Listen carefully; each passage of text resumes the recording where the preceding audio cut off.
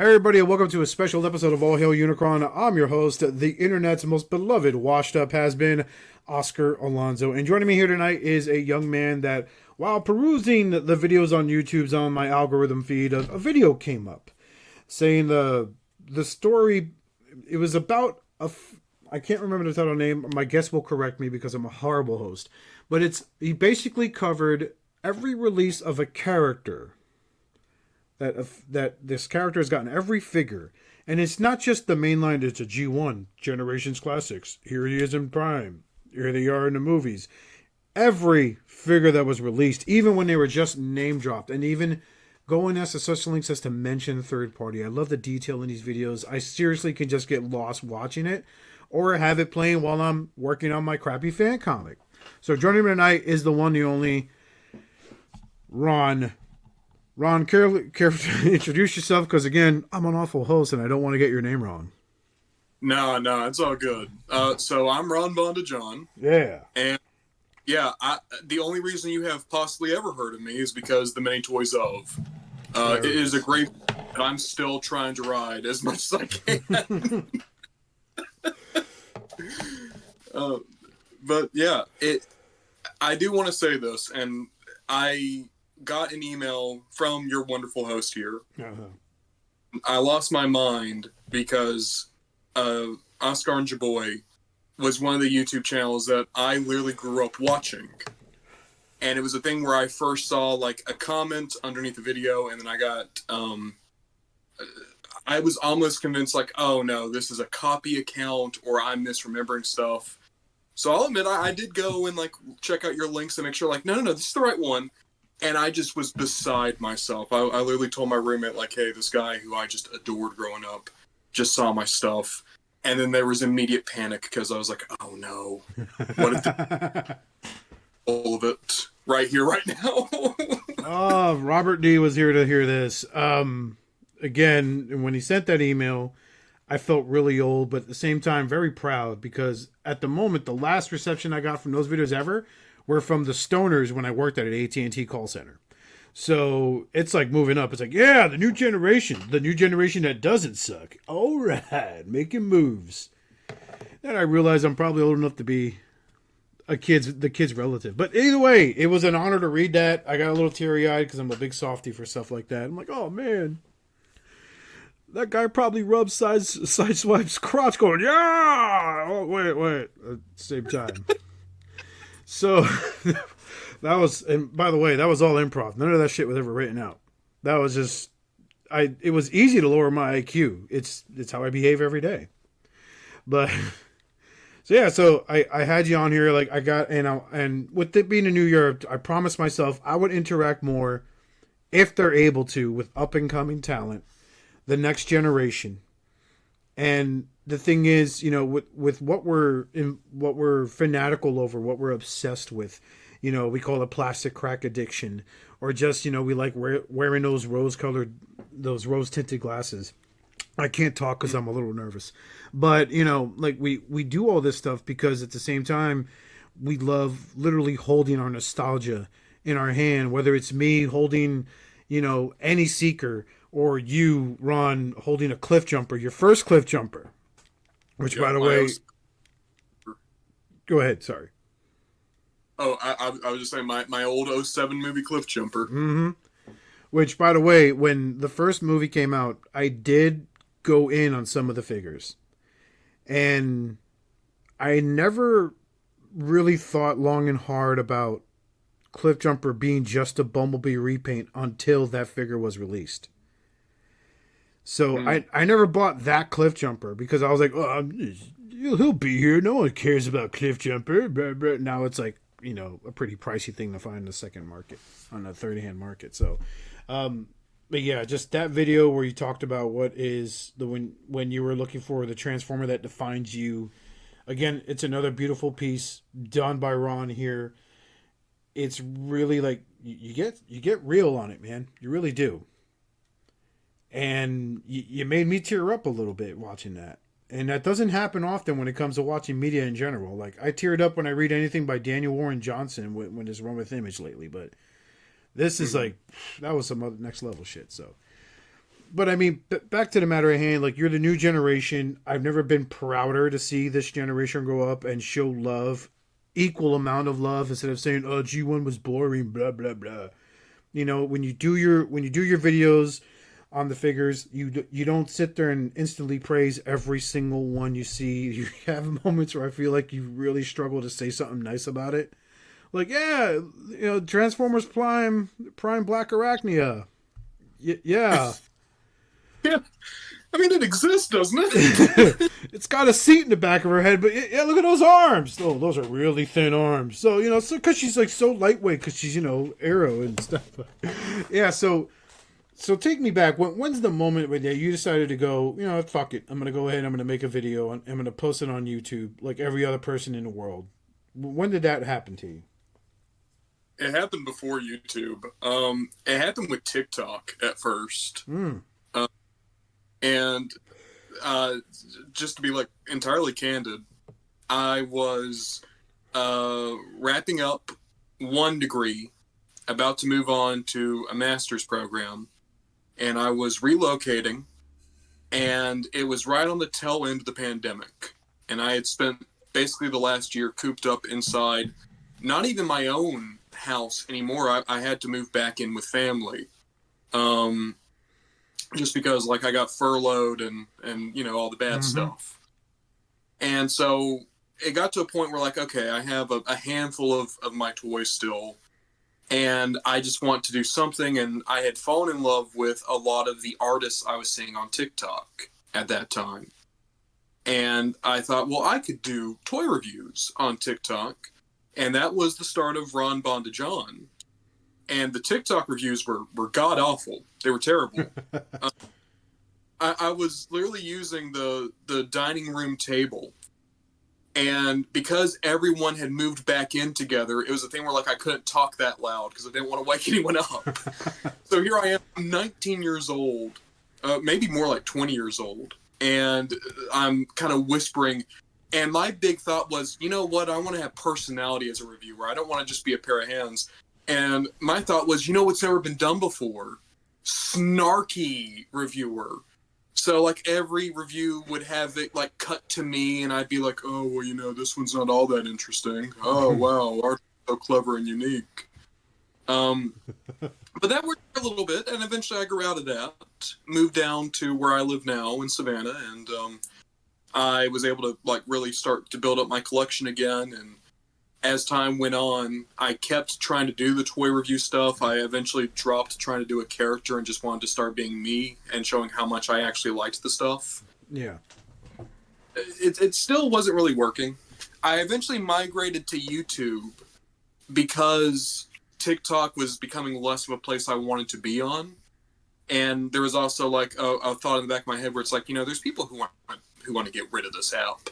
So I figure I'm just going to move all the reviews to YouTube and see if they pop off. And then eventually that became, I'm just going to start putting all my new stuff on YouTube.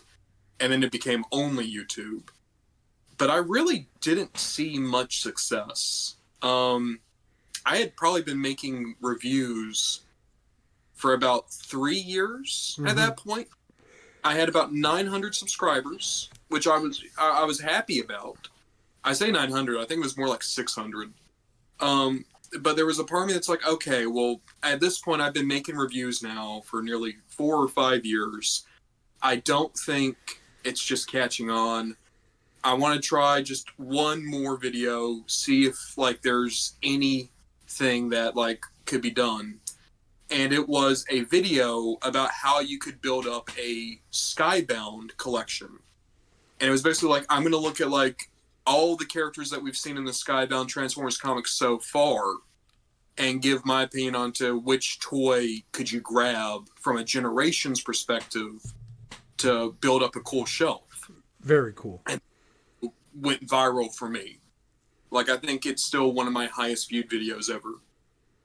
So I see that and I think, okay, well, maybe what people want is more edited stuff and I can do more of an overview. And I was trying to figure out, well, what would I want to do? And I saw a comment from someone on there. And the comment was essentially something to the effect of, thanks for making this. I have no idea where to start with collecting. There's so many versions of these characters. Thank you for narrowing it down. And that kind of was the light bulb over my head moment where I was like, maybe there's a use for a video that would literally take you through every single toy a character's had and try to put into perspective like what year they came out and what toys were around them and if they had any effect on like future versions of the character. And the first couple of episodes that were rocky. The Many Toys of Soundwave and the Many Toys of Alita 1 were my first two. And those are almost more like highlight reel videos where it's like, I'm not talking about all the toys, just the ones that I think are cool. Yeah. I think the first one that really worked was the Many Toys of Knockout. And that was the first time where like I took it year by year and explained like how Knockout was a name that really didn't have an identity until Prime. And now almost every Knockout goes back to that Prime Knockout. And that gets us to where we are now. You know, I went into 2024 with 600 subscribers, and now I've just gone to 2025 with 6,000 subscribers. And I can't even begin to comprehend how that many people could possibly care what I have to say. That's a well-deserved success because you do put a lot of work into these videos. And that's what keeps me going back. I watched the Soundwave. My favorite one you've done so far, hands down, is there's not one video, there's two. They always fight one another, and that is the history of Shockwave and your Thundercracker video.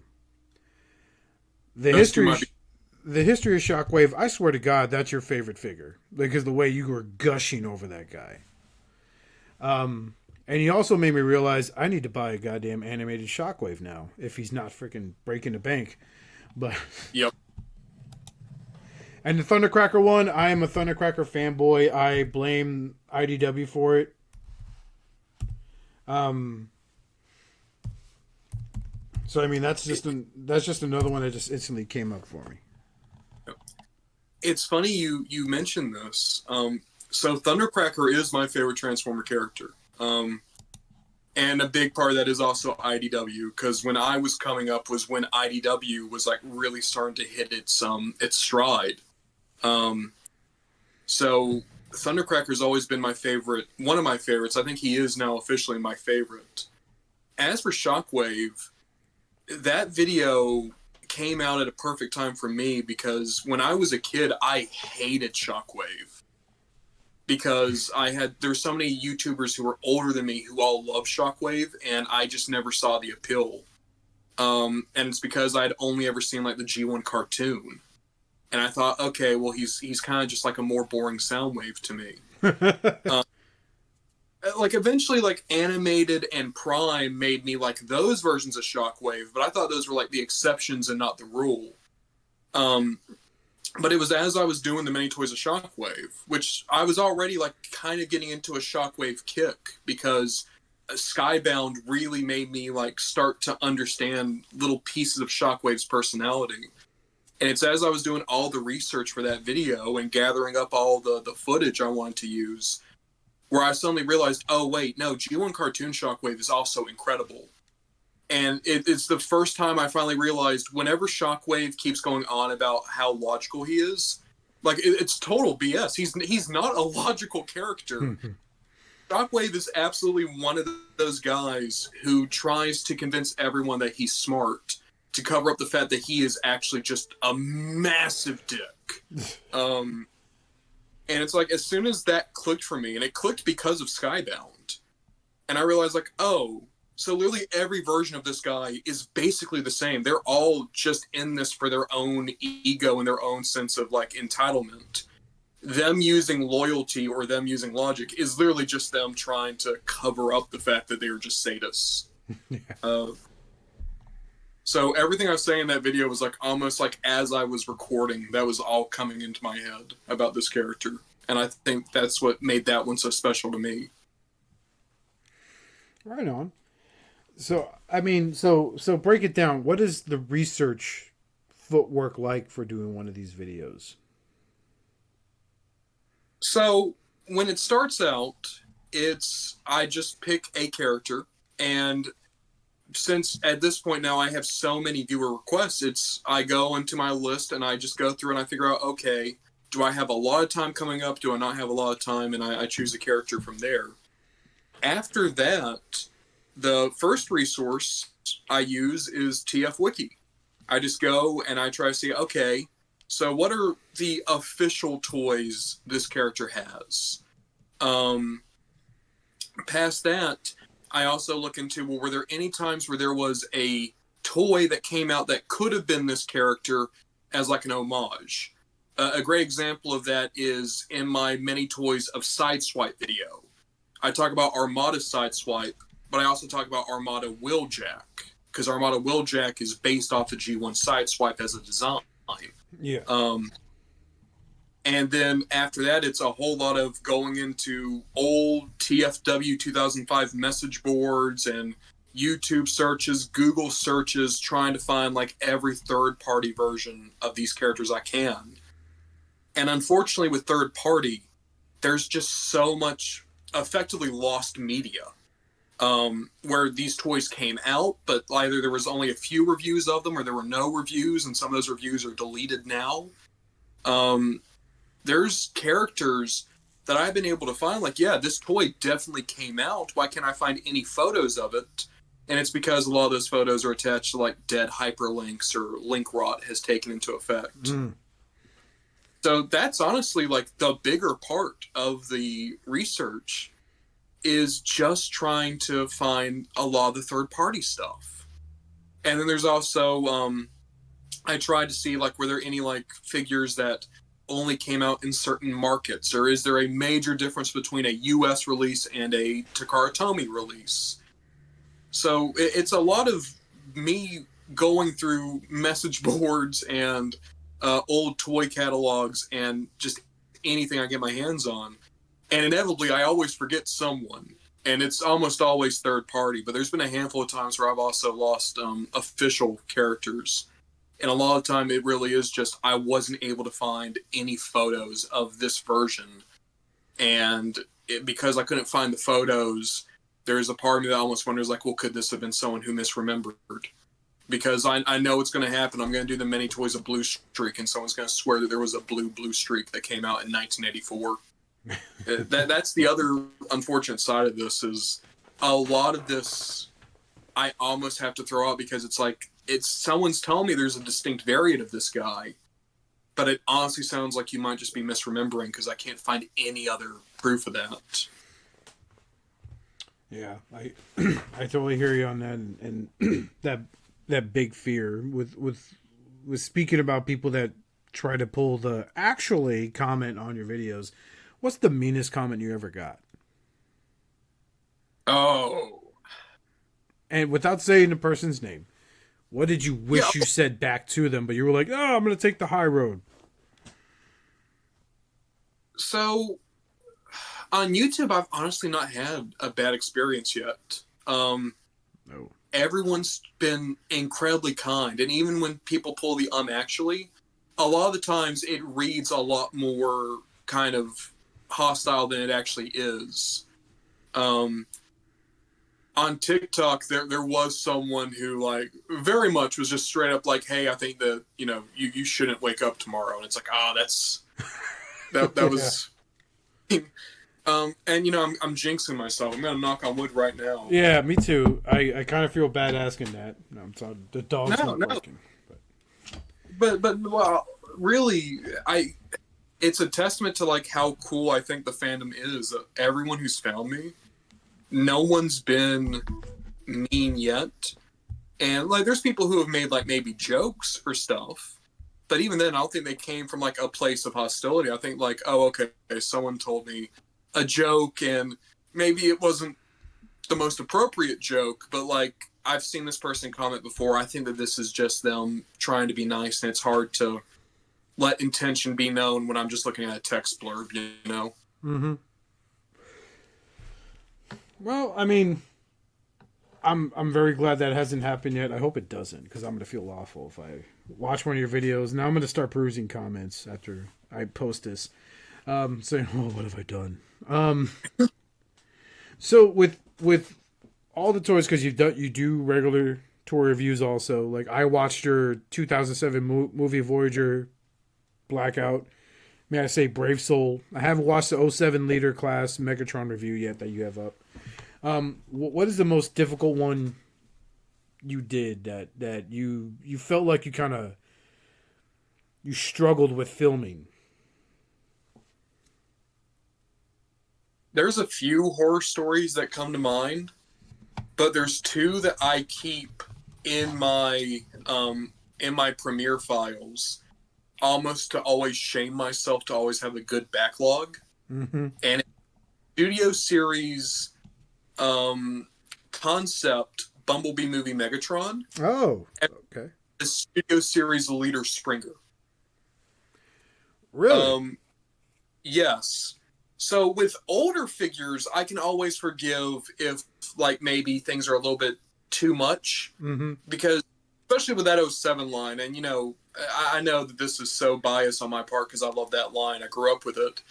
I can always justify by saying like, well, these designers just got off Cybertron and are now trying to do the most complicated looking Transformers ever. I can forgive the growing pains. Yeah, Bumblebee. it's like getting a license to drive a car, but you decide you're going to drive a bus instead. Yes. Yes. Bumblebee movie Megatron, I like so much as a robot, but the transformation, I don't know if it was just a bad day or what it was, but I couldn't get to the jet mode, and the tank mode I didn't like. So I eventually gave up, and the review became like, okay, I'm just going to put a picture up here, and I'm going to tell you I don't like the jet. And that You're not video alone. is out, and it will never come out. The other one is Studio Series Leader Springer. And that's because I think it would have been unfair to that toy to ever send out that review. I've never had so many quality control issues on one toy before. Really? Really. A lot of the helicopter pieces broke on me. The shoulder nearly broke on me. The head cannot turn. It looks like there's some type of weird glue or adhesive right near the base of the neck to me. Even the gun, when I tried to put it into the hands, the finger snapped. And it's a thing where I watched other reviews, and these were not common issues. So I chose I'm not going to post the Springer video because I think I somehow just got a bungled toy.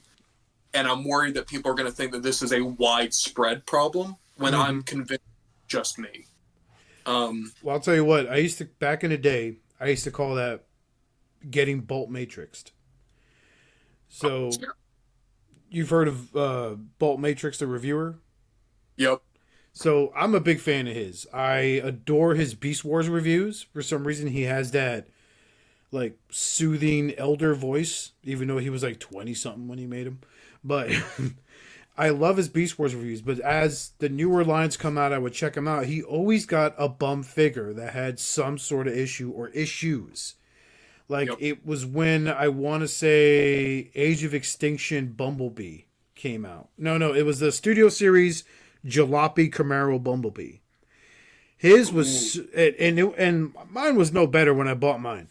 But his was so bad, he legit, like, lost his shit and went at it with a hammer.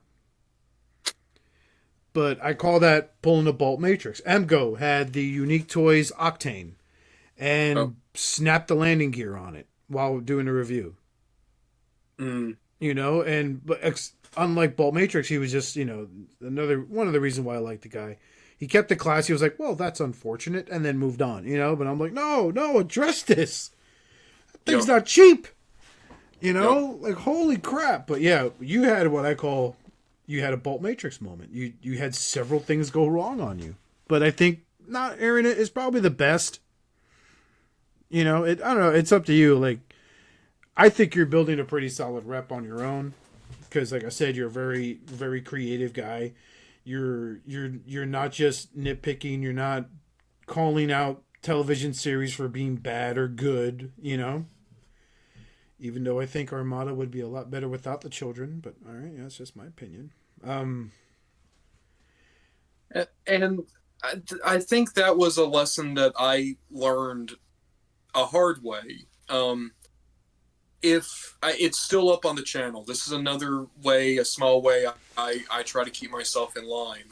It was earlier this year when I first started thinking like, hey, I think I want to focus the channel on Transformers specifically and not just toys in general. I got Origins Wheeljack. And the name of that video is, "This is the worst Transformers toy I've messed with all year." And the whole video is me looking at Wheeljack. I'm complaining about his proportions. I'm complaining that he's not as good as the Earthrise Wheeljack. I'm complaining about the price. I don't like the transformation. The video has me literally, I ball up my fist and I punched the Wheeljack while in vehicle mode a few times just to see if I could break it. And on one hand, it became a highly rated video for me at the time because I think I got like 600 views on it in like a 24-hour period, which none of my reviews ever got that. But so many people in the comments were like, hey, yeah, this is like my favorite toy. This is my favorite character. And some people were upset, but a lot of people were more just like upset, more sad at how I was treating this toy. And that was the single moment where I realized, like, I don't want to be the angry reviewer. I don't want to be the snarky reviewer. I want to just have fun and talk about the things I like. And it was one of those things where I think still, even going into this year, I had this idea, like, I have to have the big, big, big emotions. And I have to almost have, like, clickbaity reactions. And I'm so... This Transformer got me fired from my job. Find out who. I'm so happy that I realized I don't want that when my channel was still pretty small. I'm happy that that video came out before I started Many Toys Of. I'm happy that like Many Toys Of effectively got to be like my kind of like a reboot for me and like how I want to make my videos. Because it is, I was so miserable as a reviewer back when I thought like I had to be snarky or try to be cool or whatever. Yeah. And it made me really start to resent the channel. But kind of like you're saying, it's so much more fun just to talk about the things I like. And even, you know, there's a lot of people who like things I don't like, and they dislike the things I do really like. You know, I'm sure you and I could talk about the brilliance of Armada and how there wasn't a single problem with it ever. Yeah, except for those kids. No, the kids too. Nothing says take this show seriously like offing a bunch of random anime children in the first episode of a series. Megatron! Oh, Optimus Prime, yes. Oh, look, robot! Pfft, no, Alex, AJ, Carl. That kid was not Spanish. Carlos does not sound like he's from South California. And he rips the waves. I thought it was Michelangelo from Teenage Mutant Ninja Turtles, for the love of God. I mean, it might for all actors who were working up in Canada. Yeah. So, like, I think the 4Kids actors. Yeah, Ocean Dub, I believe was the name of the company. That sounds... I want to talk about the Wheeljack for a second, because I have the Bumblebee Origins Cybertronian Jazz, right? Yeah. It's probably my favorite Jazz figure of all time. Now, same. Unlike my friend Justin, who's a big Jazz fan, that's T2RX6 for those of you listening. I don't have a lot of love. Like Maki Toys is my masterpiece Jazz, not the fans' toys. I think that's wonderful. The Studio Series Jazz is probably my favorite, like mainline classic, and you know, air quotes there because you could see them on audio. But I think hands down my favorite Jazz figure is that's Bumblebee Origins, because he doesn't feel, if I compare him to Studio Series 86 Jazz, it's night and day, man. Like one feels a little cheaper, and you know, and I understand, like, you know, as I'm older, I'm learning more about the business of the toy design and all that stuff. But I hold that Bumblebee Origins Jazz, and it's got a little heft to it. He feels solid. Like I can pose him and not worry about popping a freaking pin out or, you know, plastic stress crack, you know, like. Yep. And then now I had to put your Wheeljack video. I'm like, I never knew you covered them. You have a lot of videos, so I mean, I don't freaking scour someone's channel, unless it's about Jennifer's body. But that's a horror movie with Megan Fox, by the way, for those of you that don't know. I am going to check out that Wheeljack video tonight because I need to see just how bad it is. Because like I've came across it on my Target a few times, but it never had the allure that the jazz one did. You know, and I like Wheeljack. Yeah, and what I'd say is please don't take that review as gospel. I had problems with it. I had legitimate problems with it. I think its transformation isn't super engaging.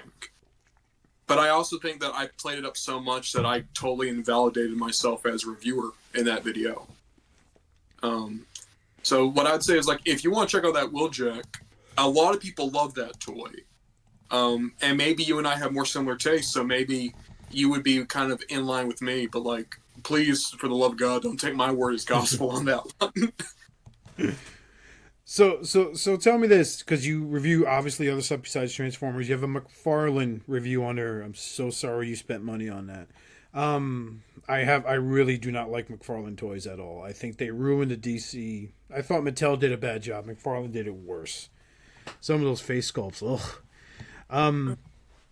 What's the favorite non-Transformers related figure that you've reviewed on your channel?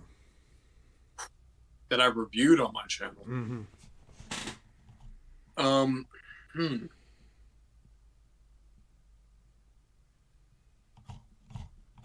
I honestly would have to go back to something I did last year. And it was, I had picked up, I think it was like for the kids' toy line, the Into this or Across the Spider-Verse gift set. And it had like the Spot and Miles Morales and all the main characters, and I had also found like Scarlet Spider and Gwen Stacy separately, and I just did a big review of them together.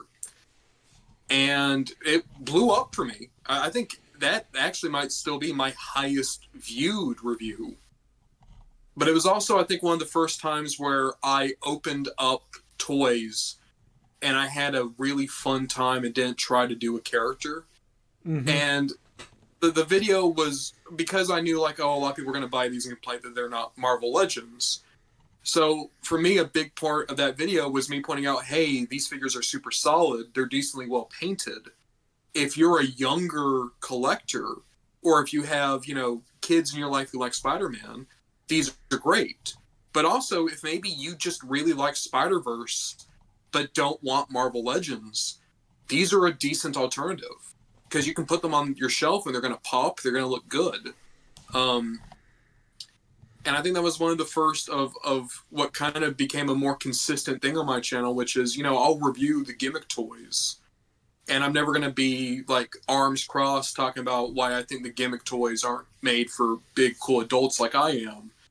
Because I'll be honest, I get a kick out of one-step changers. Mm-hmm. I still do. And I liked some of the gimmick toys that they did for Transformers 1. They did that mask, the Optimus Prime mask, that I think is just an incredibly funny toy.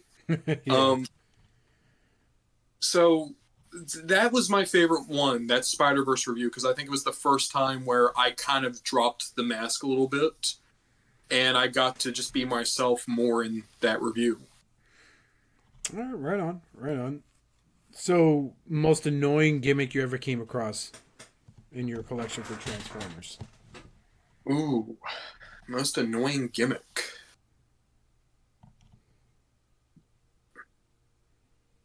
This might seem a bit cheap, and if this one doesn't fly, then I'll find something else. I'm just not a big fan of translucent plastic.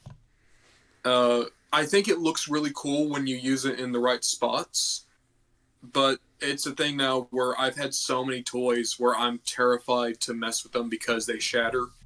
It's something I talked about in my Many Toys of Swindle. I had an animated Swindle for a few years, and then I was just looking at my shelf about a month ago, and he was on his side. I walk over, oh, his translucent purple thigh snapped. It disintegrated under the weight of his own body. So I would say translucent plastic. If that doesn't count, I would say... I don't know, because I kind of have enough love in my heart for a lot of the gimmicks. I think there are bad versions of them, but I don't think there's any one wholly bad gimmick out there in Transformers. All right, I hear that. I'm gonna go ahead and give you my answer. It's probably it's so weird because on the show, he looked really, really good. And then when I finally got my hands on the figure, actually, after watching reviews, especially TJ Omega review him, I didn't want to believe it till I got my hands on him. Was probably the Armada sideswipe, that ugly, big-handed. And as a guy who draws, I love exaggerated proportions, but it just looked ungodly and gawky on that guy. And the fact that having him in vehicle mode, the one I owned, like the gimmick would activate, so the motorcycle would just go flying out the back of him, and I'm like, oh well, that's gone. Okay, but I can't be mad because I spent like maybe $10 shipped on him. Now I know why he was so cheap. But so what are the other things like you're really interested in? Because like perusing your channel, I see you're like a Marvel and a DC guy. You have your McFarlane's toys. We both can agree that when it comes to McFarlane's, the Eradicator was probably his best foray into the Superman mythos. That's just speaking from a guy who was buying the comic books after Superman died and going, he's coming back, he's got to come back, right? With no idea how the industry worked at the time. What is some of the other stuff like you're into? Because I'm seeing Pokemon, WWE. What's some of the stuff what are your shelves like racked and stacked with right now?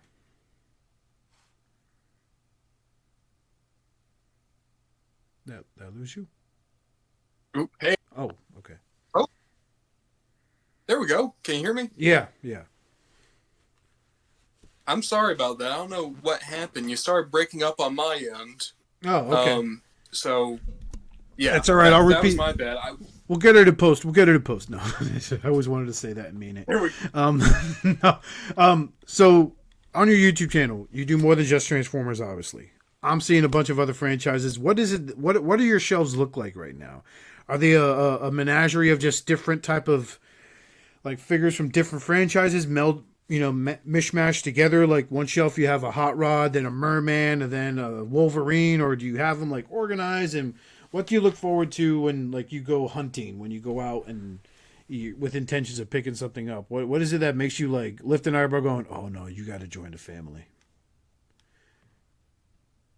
Right now, they're mostly organized.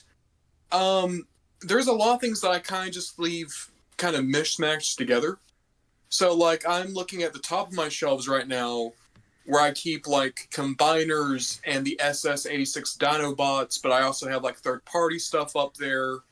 Anyone who maybe I don't have, like, their full toy line or I don't have a lot of figures, I'll just put them in this area. But then on the very end, you have King Ghidorah and a bunch of Hamtaro little miniatures. King Ghidorah and then Hamtaro. Such an extreme.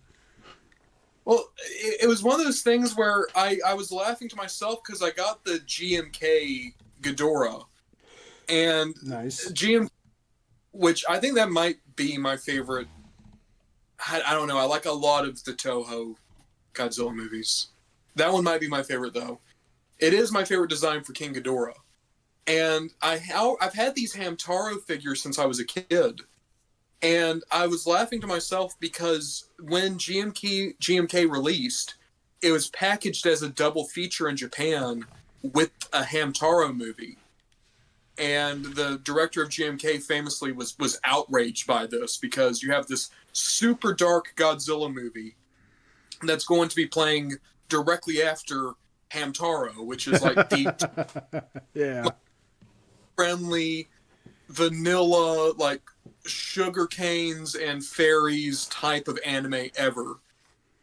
And because of that, I thought it was so funny, making myself laugh. I'm just going to keep the GMK guys over next to Hamtaro. They're always going to be together now. I forgot that's how they were released in Japan. That's how they released a movie with a Hamtaro short before it. So you were like overloaded with cuteness. Yeah. And then you're thrown into Godzilla with no pupils.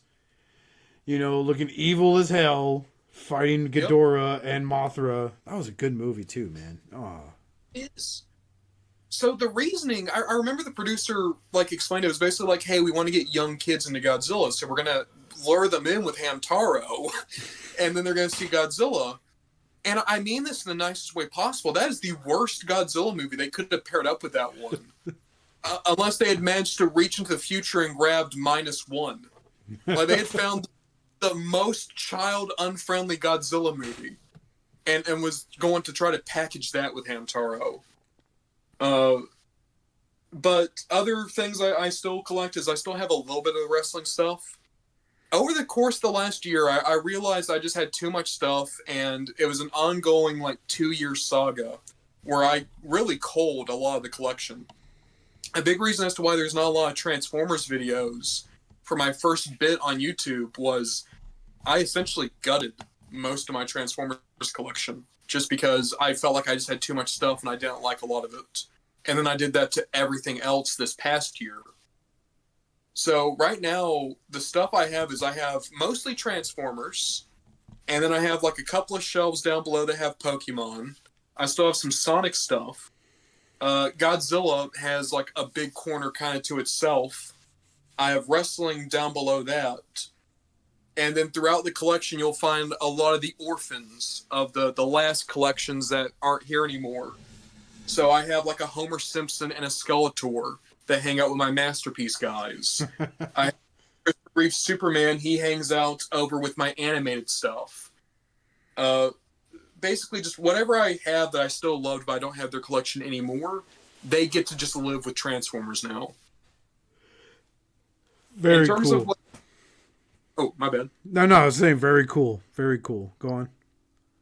Yeah, in terms of like what do I look for when I go to a store, it's always the same stuff. I go and I look at Transformers, and while I'm on that aisle, I'll look at Sonic stuff, and I'll look at the Playmates Godzilla stuff. The only wrestling stuff I still go in for is I have a list of like 5 guys where it's like I'll always buy their toys. That's Bret Hart, the Big Boss Man, Razor Ramon, Scott Hall, and Rob Van Dam. I'll always get their toys. And then past that, it's like they just did Sandman recently. So ECW guys I'll pick up. I'll pick up Cody Rhodes or guys who I really enjoy who are like in modern wrestling. But out of every collection I have, like DC and wrestling probably are the ones that had the most just completely gutted out of it. All right, yeah, right on. I used to collect DC back when Mattel had the license. And at first I got really excited for the McFarlane stuff because this is going to lead up to my next question here for you.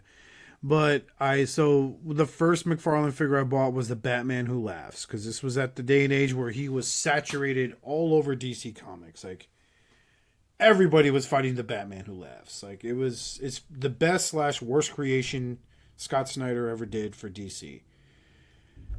And that was a solid addition to the collection. Like again, like the scale was obviously a little taller than Marvel Legends, so you know, when he's seen eye to eye with a Marvel Legends Hulk, I had an issue with it. But then I picked up, I believe was one of his Batmans, and then I saw the main problem with McFarlane's figures, and those are the capes. These capes sometimes weigh more than the figure themselves. So instantly, if they have a cape, you're going to have a back heavy issue, and you can't just stand them up. You have to prop them up on the stand, and you know it got annoying.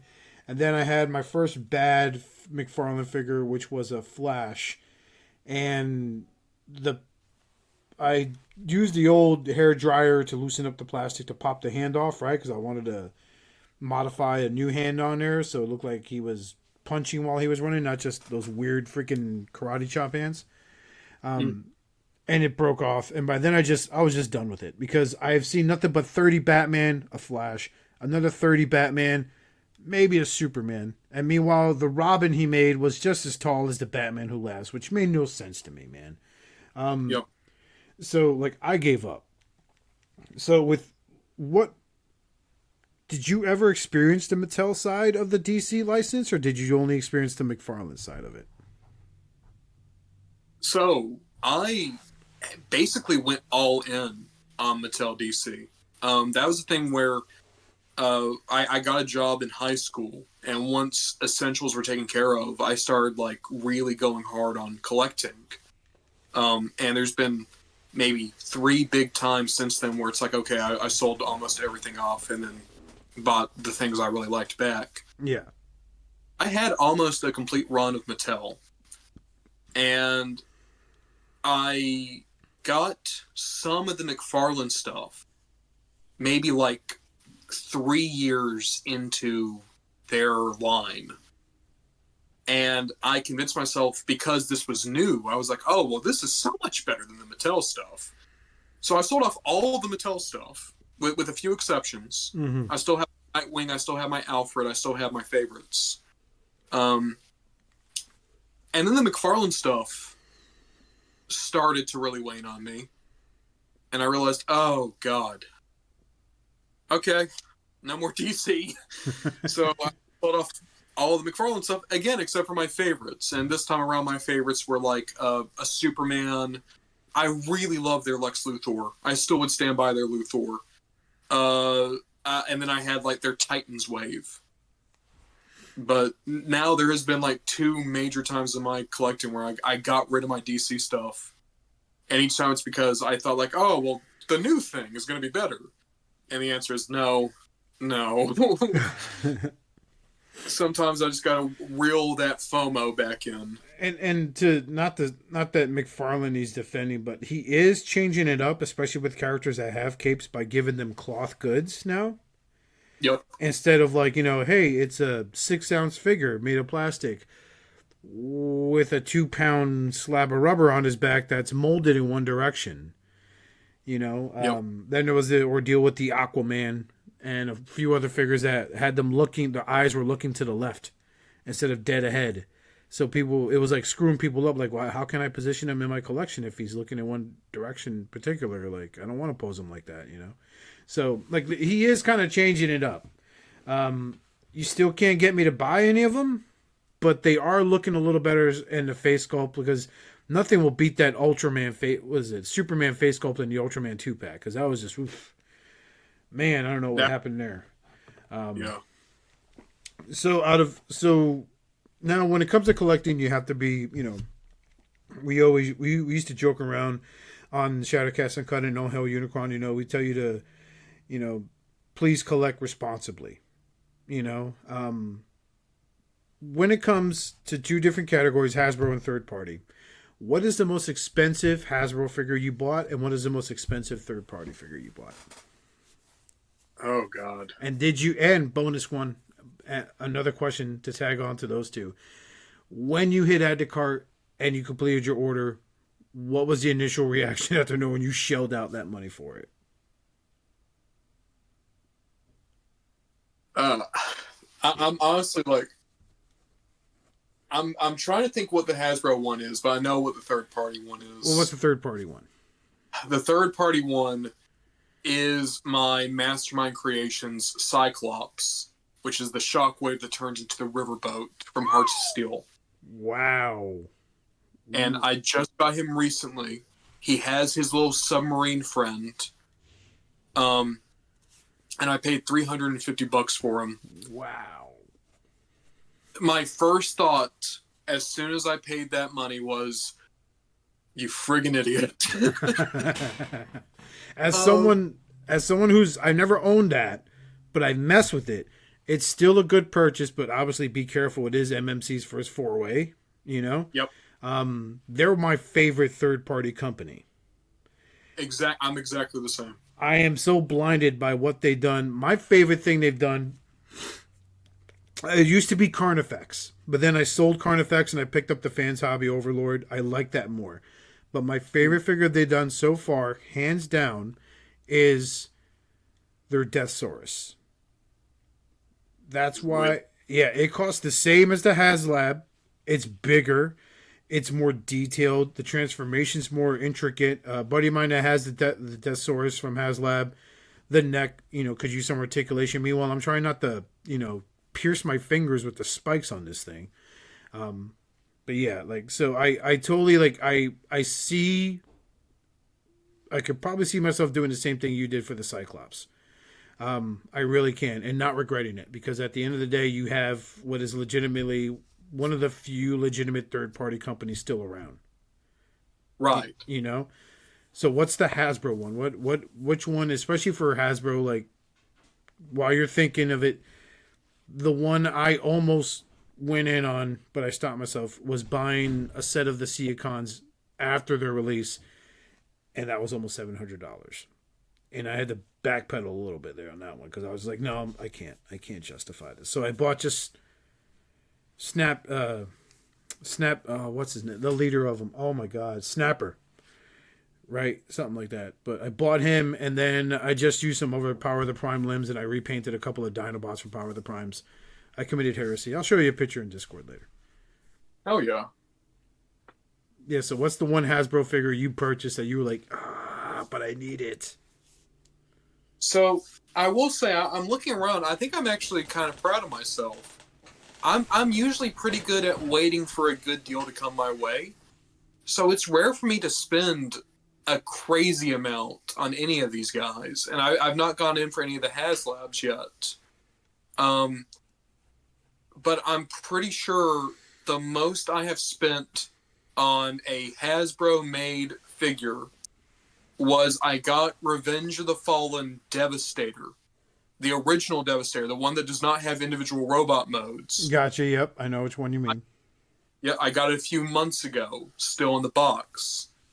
And I think I spent $220 for it. That's not bad. It's not terrible. It's not. It's still, compared to what it was probably 5 years ago, probably would have gone a little more. So yep. I think you got a good one there. And I bought that for my godson years ago as a Christmas, as a birthday gift, because he's a December baby also. So, I mean, you know, I paid, I think it was like $100 for it. And this is years and years and years and years ago, right, when the movie came out. So I think you got a hell of a deal on that. And it's not bad, especially if you like the movie aesthetics.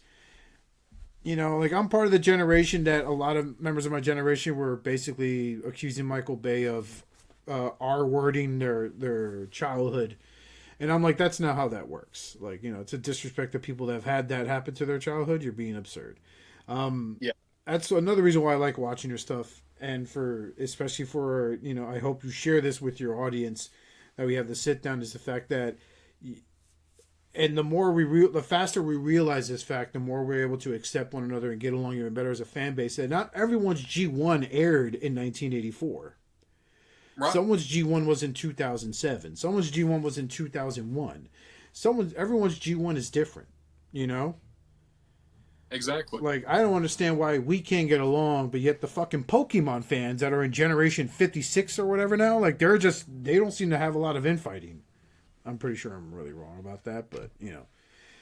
So, I mean, I love the fact that you have a big anchor of pleasant memories attached to the 07 movie. I don't mind seeing your reviews on the 07 figure line. I think some of the recolors were fucking neat, to be honest with you. What they redid Red Alert, or what was it, Cannonball? Yeah, no, Cybertron Red Alert into Crankcase. Like, yep. It's an ingenious thing. Mm-hmm. You know, and then again, through watching your videos, I learned that I now have to hunt down a 2016 BotCon Air Razor because she has a dope jet mode, and I need that on my shelf. Yep. You know, and that's gonna cost me, I swear, but I don't care. The hunt will be fun. You know, watching eBay's bidding and stuff like that. But I think the next question is, like, if you had to rank top 3 lines that you love messing with or hunting down, buying, what would they be? What are the top three Transformer lines that you really pay attention to? In all honesty, it's basically a lot of childhood lines. For me, it's Armada, animated, and then the 07 line. And there's a lot of modern stuff I still really love. Like, I adore Blockies. And I like Legacy, United. We're about to go into Age of the Primes. But the most magic I have with any of these, be it reviewing them or posing them or getting toy photography or anything, it's basically the lines that were really big to me when I was a kid. Beast Wars is right underneath there. I love so many of the weirdos from Beast Wars. But I won't lie, whenever I go into a toy shop, I have like that little list of like, okay, these are the Armada guys I still need. These are the 07 guys I still need. These are the animated guys I still need. Right on. That's very cool. I love the animated series. I remember seeing the backlash when it was announced and the character designs because I feel like it was right on. They were basically jumping up on the trail of because that art style was very. They called it the streamline art style, the Bruce Timm art style from Batman the Animated Series. So a lot of people hated it, and it's like I'm thinking to myself, as a guy who draws, dude, I would rather draw in that style 20 times over. And I could draw 50 characters in 9 different panels and not waste nowhere near as much time as to draw 50 characters in a traditional, like, freaking Dreamwave comic style of Transformers. Where they're ultra detailed and you have all these different, like, panel lines and shit like that. And it just takes forever. It's very time consuming. And then to see them not just take this art style and animate it, but make toys out of them. Absolutely still leaves me like flabbergasted. I pick up animated Grimlock. I still am blown away that this guy's body type is just like television. You know what I'm saying? Yeah. So that's like the main appeal. Armada for me, like, I think it was a good transitioning period from the old school brick Transformers to the ones that are a little more articulated. But that's just my take on it. So with not counting Cliffjumper. Yep. What are some of the other characters that you don't mind having multiple, like different, all their variations on your shelf? Boy, the big one, not counting Cliff, it'd probably be Shockwave and Airraiser. Alita 1, I almost have every toy of her. I just need to get the third-party ones and then that BotCon Alita.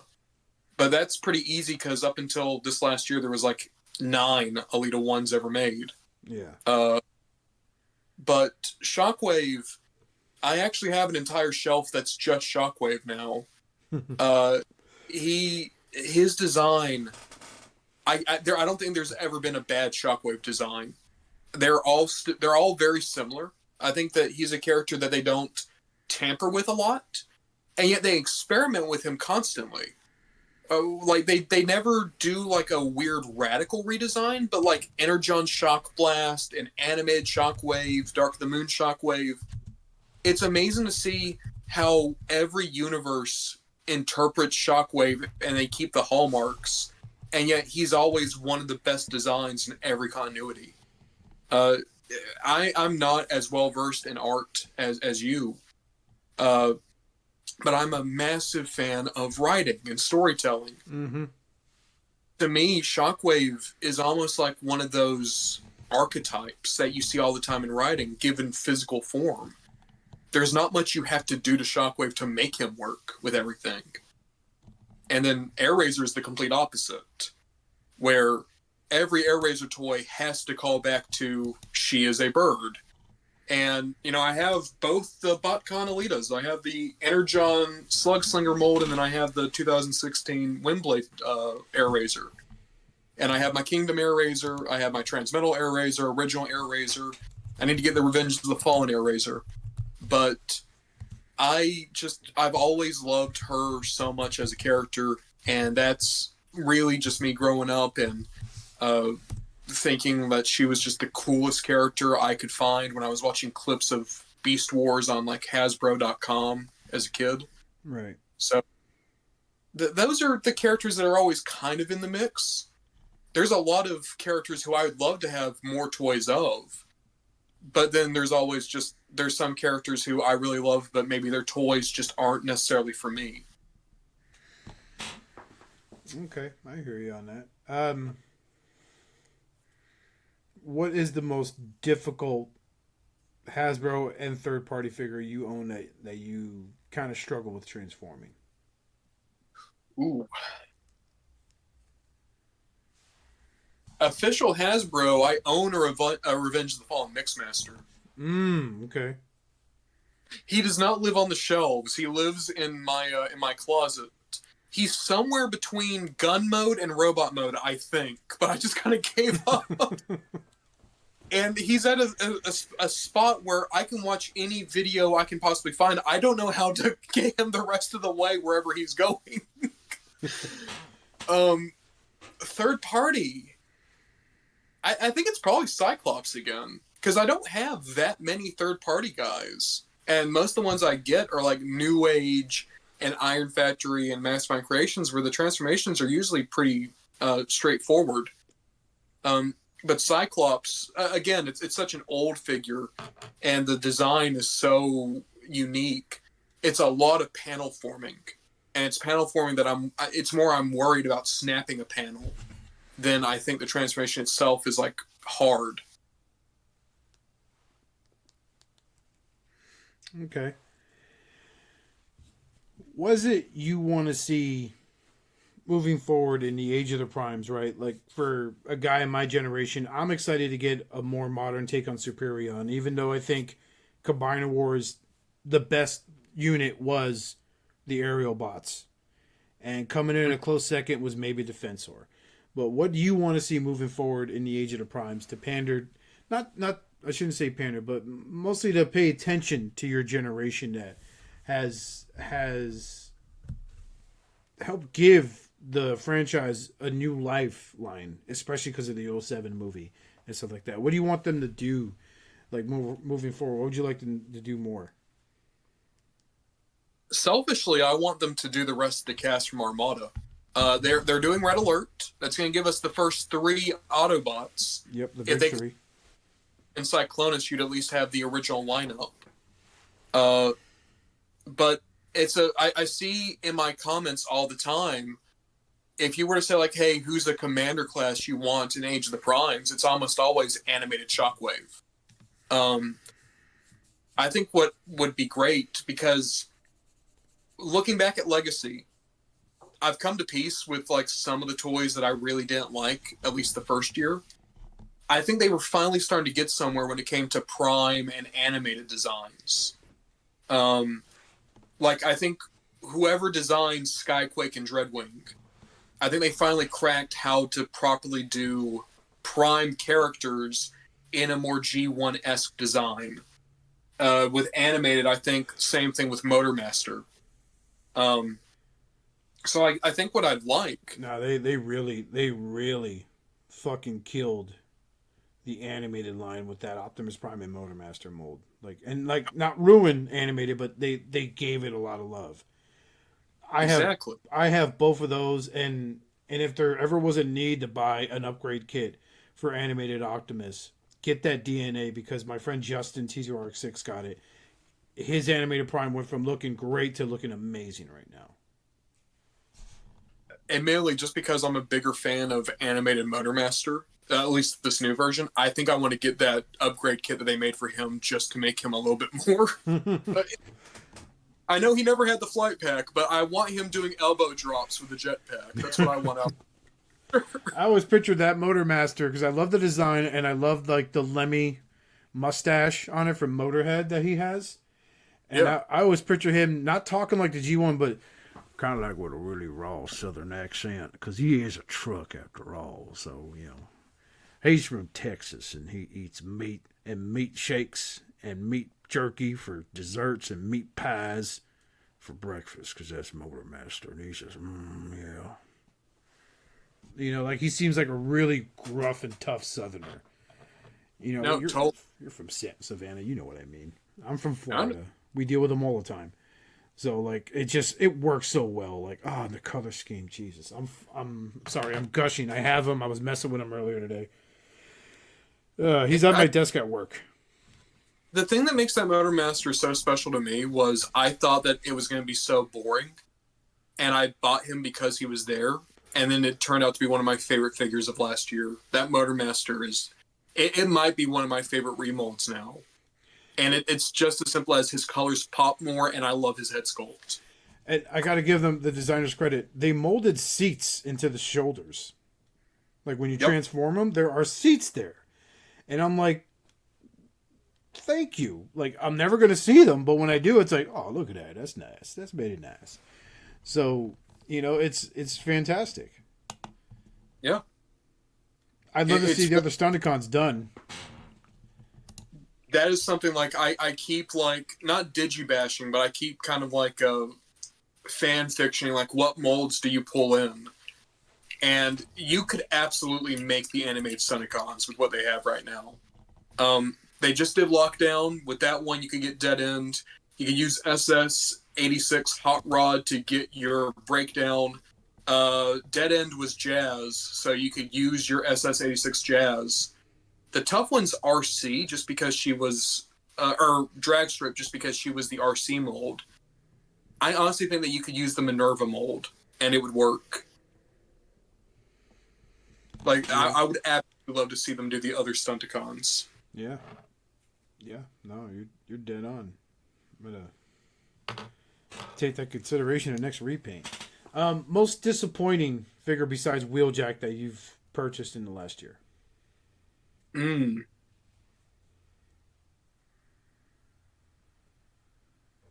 I would honestly say it's the Make Toys Lightning. Because I finally went in and got Masterpiece Seekers, and their Skycrow, Skywarp, was amazing. Mm-hmm. One of my favorite figures of last year. Their Slipswarm, their version of Slipstream, had some issues. I had a QC issue where one of the fingers broke, but overall I still really like the toy. I don't know if it's mold degradation or just bad QC. My Lightning can't transform and has a really hard time standing up. Well, I'll tell you what, it's not mold degradation. My Lightning is when he first came out, and he cannot transform. He has fallen apart while trying to transform into a jet. It's not just you, dude. Trust me. It's messed up. I don't know what happened with that one in particular, and I paid full price for him when he released, and then I remember one time he was on clearance for like $70, and I said, you couldn't even get me to buy him again for that much. Yep. Like, it's no thanks, man. Easy pass.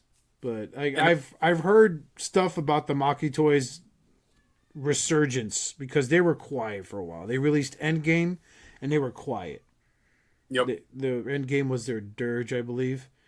And then in come the regular Seekers. Meanwhile, my friends that have the other Seekers, they have Endgame. They're like, where are the other Coneheads? You know, like, when are we going to get them finally? No, we're here's Sunstorm, but we'll call him Sun Shower or something like that. And then the invoice calls it Golden Showers.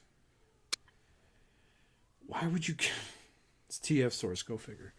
But so off the top of your head, where would you like to see both Hasbro and third party 5 years down the road?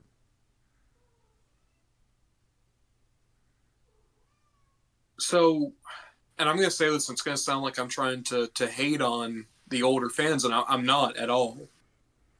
I think where I want to see Hasbro is move away from basically all the nostalgia lines. Mm-hmm. Like G1, but like at this point, maybe it's time we also start to move away from the Unicron trilogy and Animate and Prime. Throw your weight behind like the modern stuff again.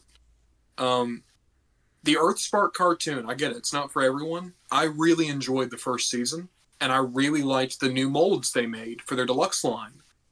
But even in their deluxe line, you had a repaint of Cyberverse Starscream, a repaint of Cyberverse Shockwave, a repaint of other Cyberverse characters. Even their Prowl is going to be a repaint of Cyberverse Rodimus. And meanwhile, you have one of my favorite Bumblebees ever in that Earthspark line, Twitch, which is a really good toy. All the new molds they made for that line were great. But then they didn't sell. Well, why didn't they sell? Well, kids aren't able to watch Earthspark because it's on Paramount, and not a lot of households have Paramount. Yeah. And I know there were people who were like really willing to make fun of Cyberverse because it was on YouTube. Well, guess what? The Cyberverse toy sold pretty well. And the reason why is because kids could watch it. Yeah. It's a thing where, not to get too bogged down in the weeds, I think there was leadership at Hasbro a few years ago that understood that we can't just keep pulling up the nostalgia picks and we have to support the new media. And during that time, there was decent turnaround for profits when it came to Transformers. But ever since that individual has passed on, we now have new leadership. And they are trying to leverage the current mind share that Transformers have. And it's just not sustainable. Because, like, I'm looking around at my stuff right now, and it's like, I don't know many other characters they could do that I necessarily need to track down. Yeah. Because almost everyone I can think of from G1 has a good toy mill. And even if you wanted to start getting really niche and pandering to my generation, do every animated character, do every Armada character, that's just not going to bring in many new people. And I saw a tweet that went out, not a tweet, but something on Blue Sky that went out the other day. And someone just made a very salient point, which was, Transformers 1 maybe wasn't a massive hit. But even if it was a massive hit, what would a new fan of Transformers have to latch onto right now? Transformers 1 had very few toys that weren't gimmick toys. And even then, the gimmick toys weren't all that plentiful. And there's an ongoing comic. Sure, that's great. The cartoon's coming to an end. The new cartoon's going to be out in like a year, maybe 2 years. There's no video games. There's very old app games. Mm-hmm. I think that in our current age nostalgia, we kind of forgot that we need to bring new fans in. And I think Hasbro's forgotten that more than anyone. And I'm not saying that like, oh, well, I'm so done seeing the old stuff. No, I'm Skybound's one of my favorite things that Transformers has ever had, and that is the G1 story, just through a new lens. But you have to start looking at like what are shows we can make, what are things we can do, what are moves we can make to make people just remember Transformers. It was a big reason why Rescue Pods was so great. There's a whole generation of people who became a Transformers fan because they had a preschool line and it had a good cartoon attached to it. And that's just not existed for years now. My nephew, who's 13, one of the few toys he has since he was a baby was an Inferno. Was that his name? No. Who was the fire truck's name from that show? Heatwave. Heatwave. I bought him a Heatwave figure from that line, which transformed in 3 steps. But he still has it because he remembers when he was like 4. We were walking, and it wasn't like I bought it in a store. I bought it at a flea market for like $2. Mm-hmm. And I generally felt bad because the guy didn't have any change. He hadn't sold anything that day, so I just told him, like, here's $5, keep the change, whatever. But he still has it. That, to him, that's his G1. He doesn't follow the shows religiously. I don't. I'll be real. I haven't watched a show in its completion in forever. I watched Earthspark, and I fell in love with the Terran that transforms into an owl. Yeah, Nightshade. Yeah, we don't get that. The last owl transformer we got was Beast Wars Prowl from the Transmetal line. So I was like, oh, I'm picking this dude up. This is pretty fucking sweet. I don't have time. I don't have time to hear out some like. Oh, how do I say? And let it get me a hot water. Who gives a shit? Some fucking like conservative douchebag who doesn't like the fact that one of them doesn't identify as a gender at all. Like that doesn't kill the story in any way, shape, or form, in my opinion. No. The character to me is still interesting. Will I buy that figure? Nah, probably not. But hey, Nightshade came out, and I'm just like, dude, I love that color scheme. Green's one of my favorite colors. It's green and gray. The shit pops. He's basically a fucking Green Lantern, and he's got freaking wings for days. Like, dude, you're one of my Beast Wars seekers, as far as I'm concerned. But like, it's just so weird. And it's like, you're not alone in the whole, like, I'm gonna say it. Drop G1. We have enough Wheeljacks. We have enough Devastators. No, but they're doing another one now. You know, like just wrap it up in 2025 and start reminding people that there were other series they could look up and watch on Tubi on their, you know, on their Transformers channel for free.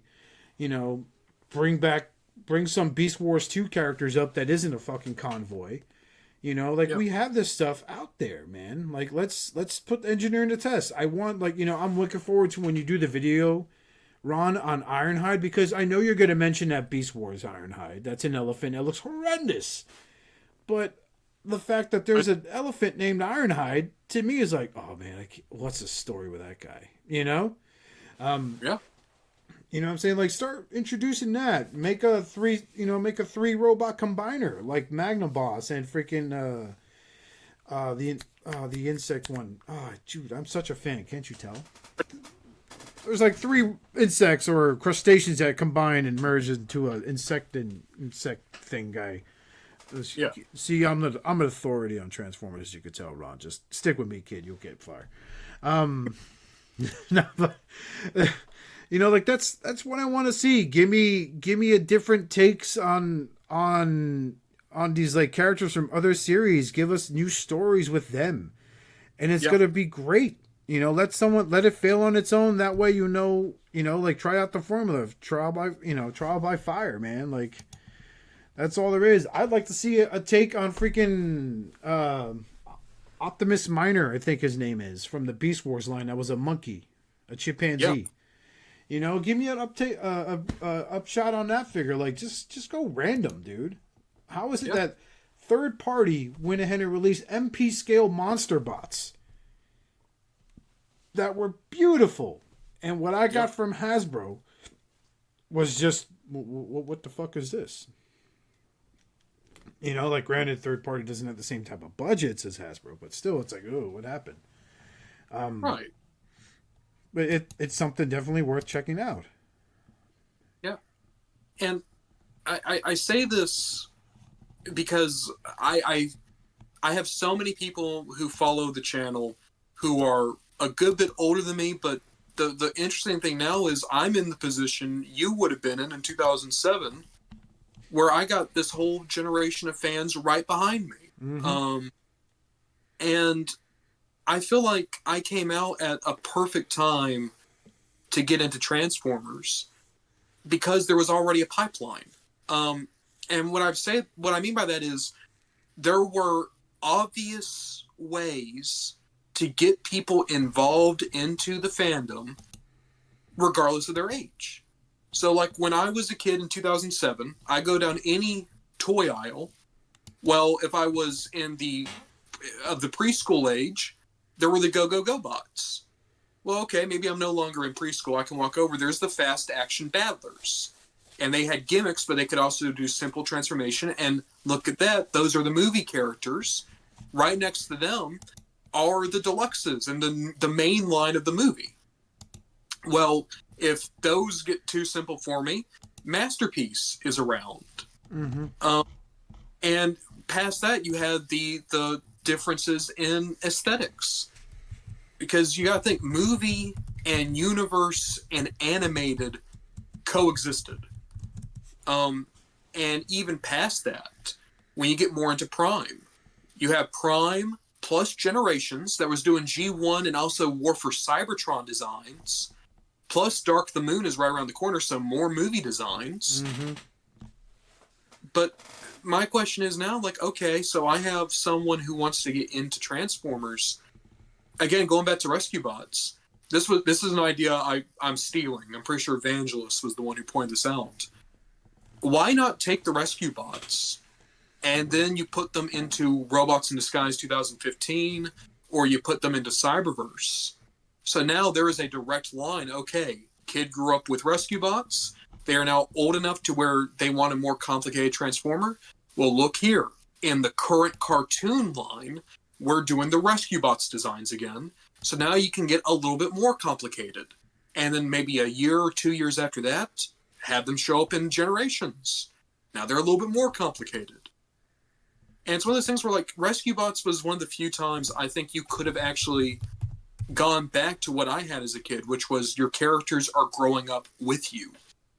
And only now are we getting Rescue Bots. And Rescue Bots is now 10 years old, and anyone who grew up with Rescue Bots might now be at an age where, because Transformers didn't grab them, they don't care that there's a chase and a heat wave in Age of the Prime. The chase was a pretty badass addition, though. It was. I love that Rescue Bots are in Generations. Mm-hmm. But I think there's a way to where you can make Transformers not just like a cross-generational thing, but also, yeah, there should be more easy ways to have a launching off point. You know, I have so many really dear friends of mine who I try to explain Transformers to, and they never got it. Well, those same people read Skybound, or more importantly, went to see Transformers 1. And it's like, hey, these are bottle things. You don't need to know 40 years of lore to get this. That's right. Now we'll watch a movie. You like the movie? I'm going to give you this comic. This comic only has like 15 issues right now. And it's one of those things where even if Transformers 1 had been successful, there's no great way to capitalize on that. But we need more concepts like that are bottled and aren't reliant on you knowing all these separate things or all these characters. We are effectively in an age now where everything in entertainment almost requires you to do homework. It doesn't work. Mm-hmm. Absolutely right. That's why comic sales are suffering now for like Marvel and DC, and they're constantly having to reboot their characters, or they start new lines. Like, you know, no one's going to know who turned 90 recently. Batman? Yeah. No one's going to know 90 years of Batman lore. Are they going to care? Probably not, you know. But, well, even like MCU, where it's like, oh, to watch this movie, I need to watch 4 shows and every movie to come before it. It's like, I know that there's a lot of people out there who like to weaponize, like, oh, the reason MCU is going this way is because of these political opinions I have. It's like, no. The reason the MCU isn't working right now is because it's so reverential to itself that, like, it's become this weird little pocket. You just can't breach it anymore. Yeah. Yeah, definitely. I haven't been excited for an MCU project in a while. I admit I fell with the internet hype for the Superman trailer because of the dog. I'm a dog guy. I got 3 dogs and 2 cats. You know, I got a dog, Knox. She's a agility dog. My wife does agility with her. I have Danvers, my lap dog. She's behind me on my recliner. And I have the one dog I was able to name, Grimlock, who is also an agility dog. And he lives up to his name. He's so fucking dumb sometimes. But it's okay. It's his charm. You know, so when I saw that trailer where he's like calling Crypto, I was like, oh, that's it. Now I gotta see it just for the dog. Yep. Just for the dog. Good Lord. Protect this thing. Internet. Yep. Don't let it go down. Oh, sorry. No, I was gonna say, although the memes they did, if he had a super cat, him going pss, pss, pss, pss, and then the cat just sits there and he dies, is fucking golden. I'll expose my own bias. Superman is my favorite superhero. I love Superman, and I always have. And that just, I grew up, my grandpa was a big Superman fan, and to this day, he's the single superhero who I try to follow still. Crypto the Superdog is the exact type of thing that makes me think, okay, you're actually making this with the hopes that people will fall in love with your character and not your universe. Yeah. And, you know, you mentioned the Super Cat. I am actually wouldn't be amazed if, like, Supergirl and her cat, Streaky the Super Cat, showed up. That's its name. These friggin' weirdos that haven't been around since, like, the 80s. Why not bring them back? Yeah. Why not? Yeah. I love it. I love the idea of that. People think I'm silly when I talk about it. It's like, dude, there is nothing wrong with having you know, like with having these like call out these like nice little Easter eggs from the golden age of comic books. You Right. know, where if Superman sneezed really hard, he could probably exterminate a galaxy. You know, Yep. I like those. Those stories are so over the top, and I give credit to writers. And we're segueing everybody. I'm sorry, but we're doing this. I love how the occasional writer like Grant Morrison will be like, "Oh, you remember all those times Batman was in those different costumes and fighting aliens? He was on LSD." It's like, Yep. yeah, let's roll with it. Let's roll with it. Yeah, let's do it. Let's say he tried LSD because he is the world's greatest detective. So he had to know exactly what someone's like on that stuff. So, you know, I like that stuff. So that's why I'm like, I'm really looking forward to, you know, James Gunn's work on Guardians of the Galaxy isn't because it was funny and action packed. No, he knew how to tell you the stories about these characters. You felt for Drax, you felt for Gamora and you know, Nebula's like relationship as not real sisters but basically adopted sisters. And Yeah. how by the time they finally made up and became a cohesive like family unit, we lost Gamora. You Yep. know? And so it is what it is. I'm looking forward to the gunverse as they call it. I think the Snyderverse fanboys, they just come out of the fucking woodwork, like out of the blue. They're just like, "Oh no, this is bad. Look at him. Why would you have him bloodied up? Blah blah." It's dude, just roll with it. It hasn't even come out yet. Don't act like you know what's gonna happen in this movie. Kidding yourself. And I don't want to get like too bogged down in opinions, but you know, to be fair, you shared earlier. I get to share mine now. Yeah, do it. So when I was growing up, I loved Star Wars, and I hate Star Wars now. Is it because of the movies? No. Is it because of the shows? I mean, I like some shows more than I like others. It's because I can't stand talking to Star Wars fans. Um, and it's something that's also permeated in Marvel, and it tried to take a foothold in DC and Transformers. Thankfully, it's nowhere near as bad or egregious, at least within the fandom itself. Yeah. Where you have these people who come in, and I don't want to just outright say like, "Oh yeah, they're trying to get you on a pipeline." They kind of are just trying to get you on a pipeline and take like, "Oh, okay, you don't like Marvel. Why don't you like Marvel? Is it because it's too kind of closed off? Is it because Disney isn't giving their writers or their actors or their VFX artists enough time to do art?" No, it's because there's a woman in the cast.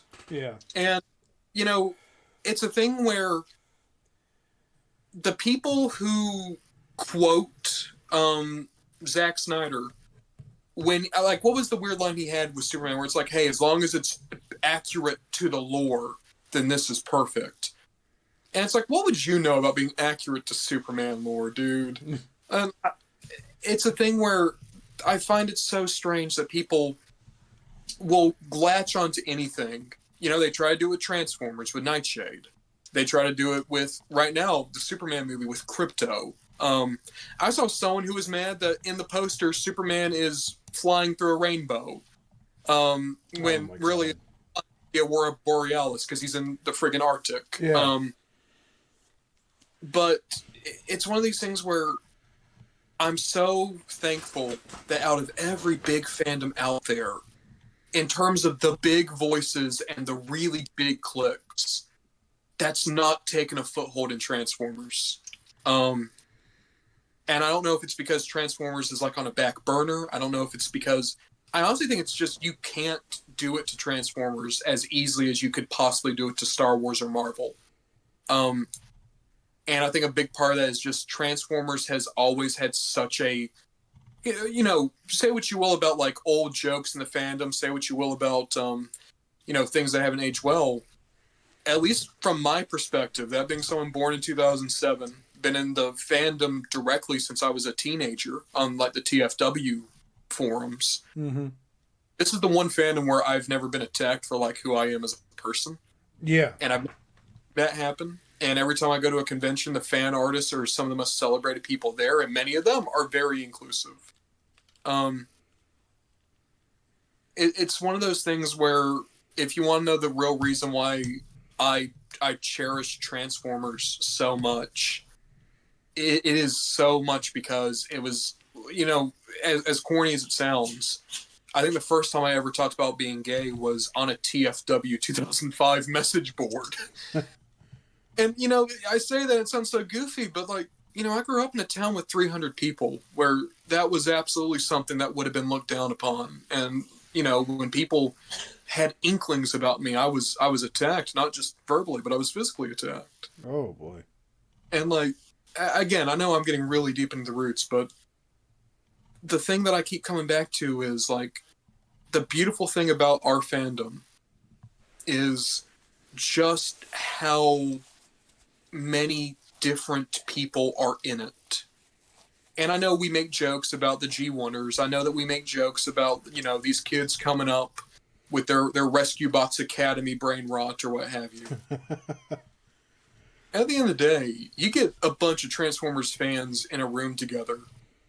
They're all going to have a good time talking about the stuff they like. Yeah. We might agree what the best continuity is or what the best toy line is. But, like, I'm so happy that, like, this fandom is ultimately, like, kind of in it together. And I don't know how that happened. It just, I guess we just naturally lucked out on that front. Well, I mean, I agree with you on that. I've seen the fandom divide over certain things, and it's weird because at the height of its popularity, comic book wise, with More Than Meets the Eye and, you know, Robots in Disguise for IDW, there was an issue where some of the figures, oh my god, some of the characters. Hi, Zelda. Sorry, my cat's clawing all over me. They took human avatars, right? Yeah. So for the longest time, I think Makotron is the artist's name. He would sit there and draw like Soundwave as a girl with a face mask on, you know, and sunglasses. That's fucking dope. I got no beef with that.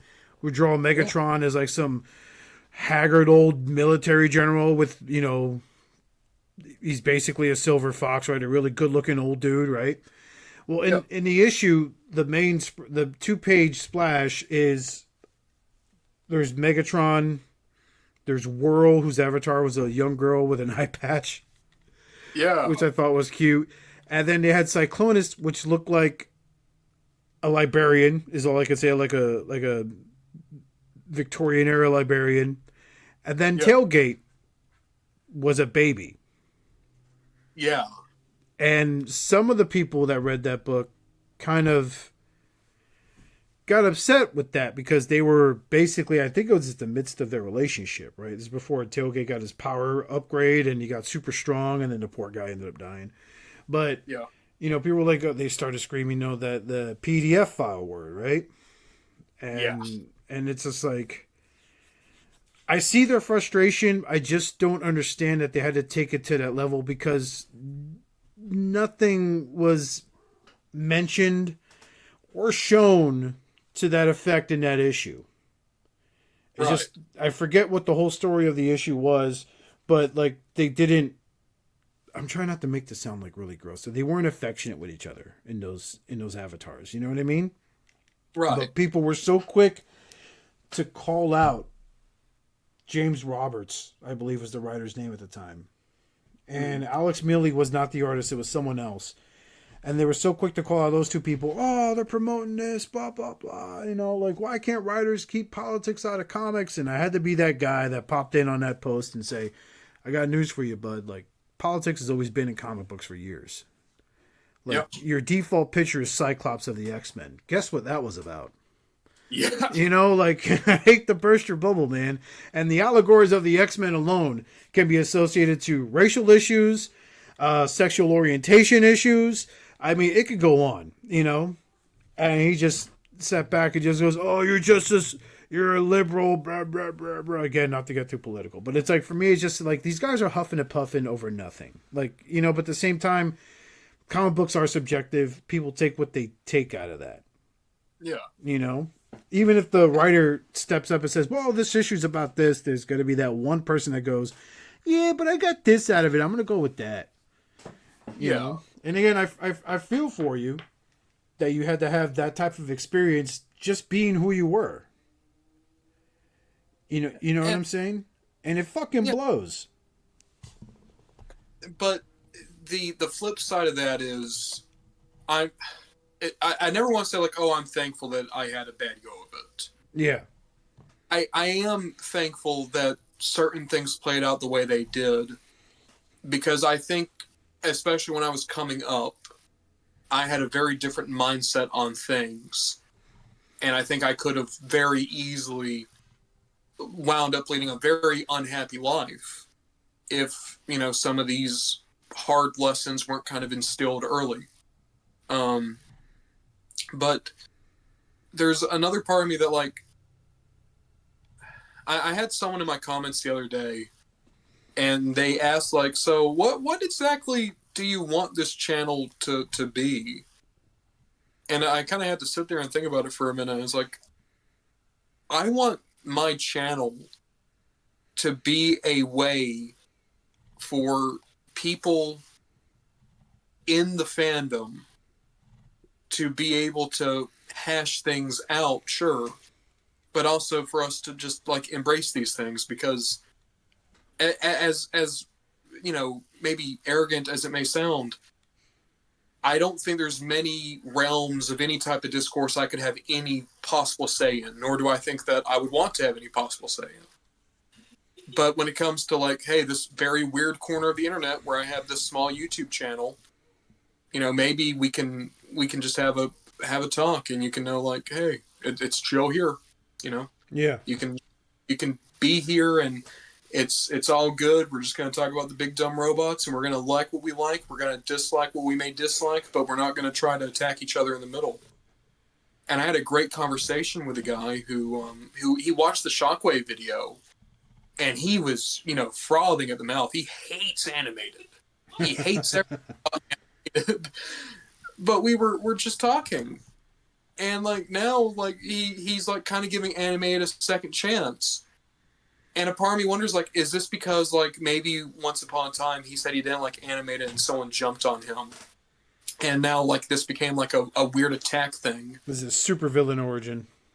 Yeah, because like, you know, there's a lot of stuff in, you know, I know like I was praising Cyberverse earlier. I don't know if I would necessarily go back and rewatch a lot of Cyberverse, because aside from Shockwave and a little bit of the stuff in season 3 with Rodimus and Clobber, I didn't really like a lot of Cyberverse. Yeah. But I would never go out of my way to hate on Cyberverse just because, you know, it's not my cup of tea.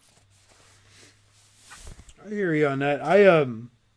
I watched some of Cyberverse. Like you said, I watched basically the second half of it when Rodimus was involved. And Bumblebee was talking again. For the life of me, that's the one thing that irked me about Transformers Prime. What a well-written show. And this is a G1er talking. And I will sit here and state on record, for those of you that claim G1 was it and nothing else, you must be the world's worst writer. Because, my God, the writing on that fucking original series was horrendous. Horrendous. But Cyberverse had better writing. You know, Transformers Prime had better writing. But what always irked me about Transformers Prime was, because of the movies, I never got a Bumblebee that spoke until the last like episode, I think it was, when they beat Megatron, and freaking Batman Beyond was his voice actor, which made me super happy, by the way. Yep. Because I love Batman Beyond. Was his name Will Friedle? I don't know. I think it's either Will Friedle or Will Friedle. Yeah, one of the two. I'm glad I wasn't having an old man moment. But yeah, hearing him do his voice, I was like, motherfucking Terry McGinnis, what's up, bro? Yeah, rep it. You know, some of the G1ers, well, I wish it was just Dan Glavin. No, I'm sorry, that voice for Bumblebee does not fit that body. You know, nor the context of the show. Would he have made like a good Cybertron Elder? Absolutely. But he's not a Bumblebee, you know? So like the big change there. And then I tried watching Robot in Disguise, but that's where my G1er side came out, because their version of Grimlock, although entertaining, it just didn't work for me.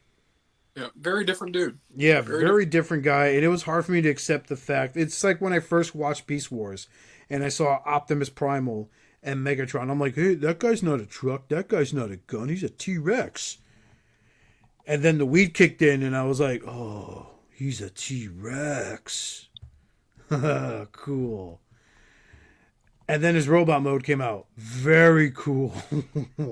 It's got a T-Rex head for a hand. It doesn't get better than that, dude. It really doesn't.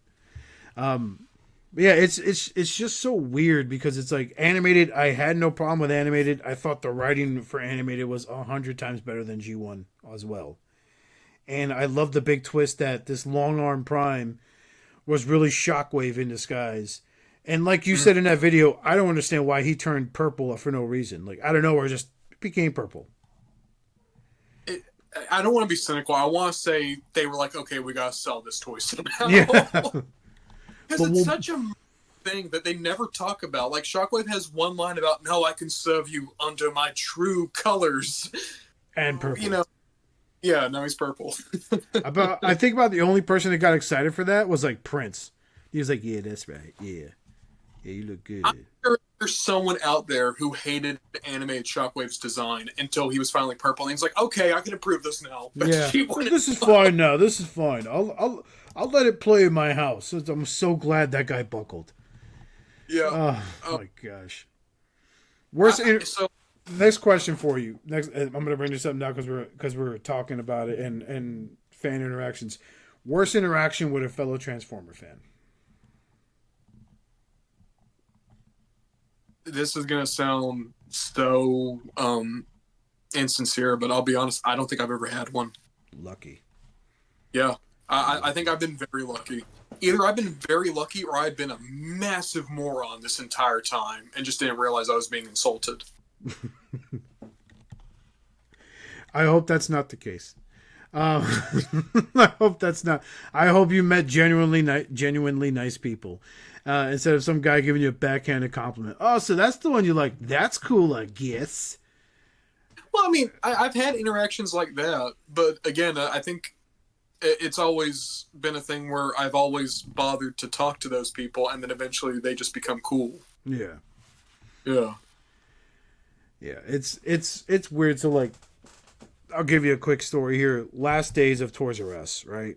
They just announced in the news they're closing. There was a Toys R Us like 5 minutes from my apartment, which probably was the worst thing that ever happened to my wallet. So I go there.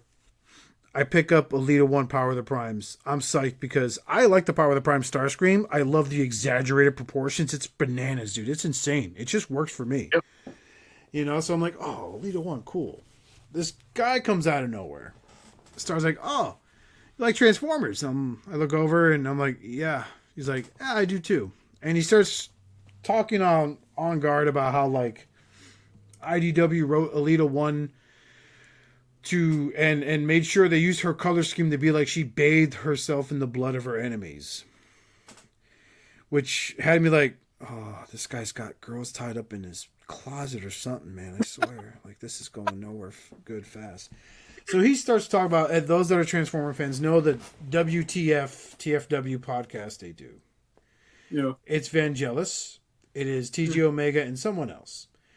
Yes. Who? So I think his username is like Cybertron X, but Aaron Smith is his name. Yeah. I'm a big fan of that podcast. Okay, so I meant no disrespect. Like I said, I met TJ Omega. He and I are good friends with another guy. Used to be a big reviewer on YouTube by the name of Apollo Z Hack. So I'm talking. I'm like, yeah, you know, I met TJ Omega a few times. Interesting dude. He's a fellow Floridian, right? And he's like, oh yeah, I know Omega too. I know TJ also. Yeah, like we talk all the time, dude. Like especially on TFW, we just have back and forth. So it could go on for like hours if I don't check my notifications, you know. And he just starts going on. I was like, yeah, you know, sometimes I buy him stuff and I send it to him and he reviews it. You know, I just don't make sure he doesn't like, you know, shout me out. I'm like, oh, that's really cool. You know, this is the part of the conversation where when you're uncomfortable talking to someone, I'm sure you've experienced it. You create a reason that you have to leave. Yep. You know, so it's like Friday, 7:00. I'm like, oh, you know, my lunch break's almost over at General Lee's Chicken. I gotta go. Went, bought my shit, left, went home, bumped around. I was talking to somebody on Skype. TJ pops on for a second. So I'm like, hey, you got a quick second? He's like, yeah, we talk.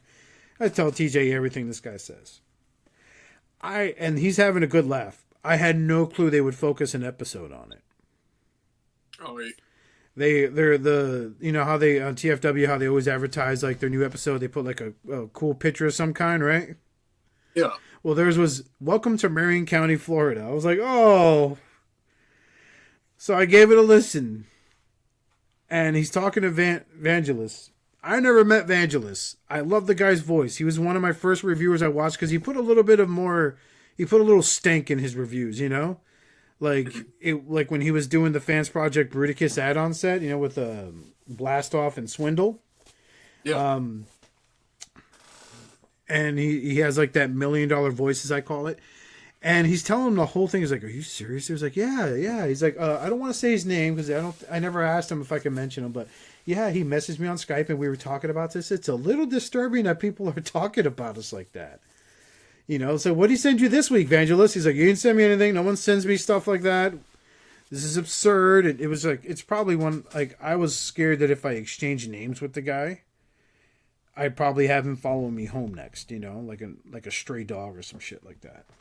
So, all right, you're checking like the rear view mirror the entire drive back home. And it was a 5-minute drive. I purposely, and I'm not lying, I purposely took, like, you could cut through parking lots to get to my old apartment complex where my wife and I were living. So I was like, I'm just going to cut through the back of Journal Lease Chicken. Sorry, guys, not making my shift tonight. Yep, gonna go this way. Yep, we'll turn around here. Okay, we're safe. So, yeah, it was a bit of an experience, a little overwhelming experience. It sounds. I wouldn't wish that on anyone because there's nothing worse than when someone sits there and they start telling you what you think sounds like intimate facts about them. "Oh man, do you know he lives in?" I'm like, I don't know where he lives. I want to keep it that way. Like if he wants to tell me, he'll tell me. Yep. I don't need. I'm not a stalker. It's like, "Oh yeah, I send him stuff all the time." It's to find out, no, you never did. You were just trying to up your nerd card. You know what I'm saying? So. Yep. I don't have. I would still not say this is a bad experience, but you have reminded me of one time, and it's the only time I've been recognized in public as RonBonDujon. I went to Planet Fun, which is a nerd shop here in Savannah, and I try to go there at least once a month because I have friends who work there, and I always like to see like what they have. But one time I was in there while they were doing a Transformers buy. And I'm talking to my friend who works there, and we were kind of looking at some of the stuff. And as we were talking, there's this gentleman who's standing next to me. He's the one who's selling the stuff. And he hears my voice. And I never thought I had that distinct a voice. But he's hearing what I'm saying. And I think at one point my friend brings up, like, "Hey, by the way, I saw such and such video. I thought it was really cool." And this guy, like, immediately, like, just taps my shoulder and was like, "Hey, what's up?" He was like, "Are you on YouTube?" And I'm like, "Yeah." And he pulls up, he had been listening on his phone to, I think it was the Many Toys of Orion Pax. So then we start talking. This guy is incredibly nice. And he's just, telling me about like how long he's been collecting, and he has customized a lot of his toys and all this stuff. And then at one point, he tells me, "Hey, you should do a Mini Toys of Optimus Prime," which is like my most requested thing. And I always tell people I will one day, but it won't be for a long time because that'd be like a 6-hour video. It is. That'd be like feature length for sure. That's a lot of stuff to cover, especially as thorough as you are. Yeah, good luck, man. Hire a team. Make the investment. Thing, right? Like the Shockwave video was an hour, and Shockwave has nowhere near as many toys as Optimus. Yeah. But I tell him that. And he, at one point, says, "Oh, is it because you don't have certain Optimus Primes?" So then he starts going through all his other collection that he still has. And he's like, "Here, I got this Optimus. I'll sell it to you for $40 right now." And it's like, good, man. And then he starts hitting me with like, "Oh, what if you did the Many Toys of Galvatron?" Pulls up another photo. "Here's a Galvatron I'm trying to sell." Oh, my God. Those... Yeah, I bumped into that type of guy, but go on. Never at any point did I think like, "Oh, this is like I feel like uncomfortable." I never was like mad or anything. I still wouldn't say this is a bad experience. I think the guy genuinely was thinking like, "Oh, I'm gonna help out. I'm gonna sell you stuff because you need this stuff, right?" But it was very much like okay, I need to get the hell out of here like right now. So I told my buddy to call me. So he had like gone into the back to grab something. He called me, and then I just leave the store. I'm like, oh, I'm sorry, that's my sister. I got to go take this. Um, and I felt so bad because it's the only time I've ever met someone who likes my videos in person. But I was having like a very weird day, and I was like, I don't want to like become this person's problem. Yeah. I can't keep this up. It, So I just got similar situation, but not being recognized. It was just I was in a Walmart. This is during Power of the Primes, and I was picking up the Optimus Prime leader class for a buddy because it wasn't out there by him. This dude comes out of nowhere. I thought he was like undercover, like, security for Walmart. They pretend they're a shopper. They're like, hey, what are you doing? That type of stuff. yeah. Dude comes out of nowhere. He's like, oh, man, that's a good one. I'm like, huh? He's like, yeah, I buy those too. I'm like, oh, that's cool. He's like, yeah. Yeah, I'm trying to sell some stuff. I'm like, okay, go to eBay. Collectors are always hunting on there. He's like, yeah. So who are you looking for? I'm like, I was just picking this guy up from my buddy. He's a big Optimus Prime fan. I run the joke that it was all a conspiracy to get Optimus Prime killed in the '86 film by Rodimus. Yeah. Because he was, like, oh no, Megatron's going for a gun. It'd be a shame if I was his hostage. And the '86 is Prime. Even though I'm a big Rodimus fanboy, the studio series, I got 2 of them. I'm like the ultimate nerd. I have one on display and one in mint box. Yeah. And that Legends figure that you love so much in the one video, that's a Christmas tree ornament in his house. So, but yeah, so he's like, yeah, man, check this out, man. If you want to buy it, just PayPal me right now, man. I can get you 3 of those for $60. I'm like, nah, man, I'm good. I start walking away. I was like, hey, hold on. Hey, let's exchange numbers. Let's keep in touch. Nah, I'm all right. Just Facebook me, man. He's like, okay. So I walk down the aisle, I make the left. This guy must have ran around and down the Barbie aisle to cut me off. He's like, I didn't get your name. I was like, oh, yeah, actually, I don't have a Facebook. I work at this weapons place in town, Lockheed Martin, and I can't really have social media. And he gets all serious. He's just like, why'd you lie to me? And I'm like, you're coming off a little abrasive, buddy. And he's just like, come on, man, I'm just trying to sell you some toys. I'm like, is that code for weed or drugs? I'm like, did you steal these? No, who said that? Like, I swear I was talking to a real life swindle. I'm like, well, hey, man, my name's Oscar. I got to go, though. He's like, hey, nice to meet you, man. My name's Rick. My friends call me Slick. And I'm like, oh, come on. I'm like, this guy's wearing a wire. I need to go. Like, this is just getting weird. I feel like I'm going to be pummeled by freaking police. You just tried to make a bad Walmart, you sick pervert in the toy aisle? God, you sick bastard. It's like, get over it, man. Like, those interactions are always the most awkward. It's like you walk in on your best friend hooking up with their significant other, and they're like, oh, no, we're almost done. And you're like, no, we are. I'm leaving. Yeah. But call me when you're ready.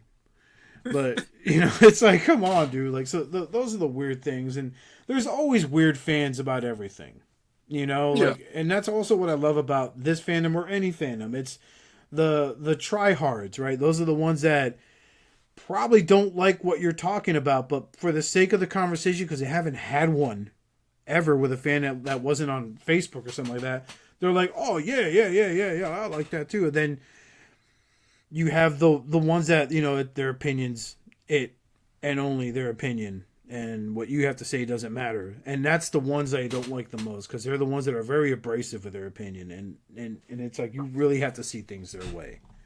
If not, you don't know what you're talking about. You know? And sometimes you always bump into them at conventions, especially at the display booths.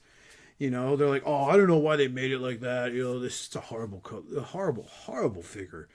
And I always want to be a wise ass to be like, well, what have you made?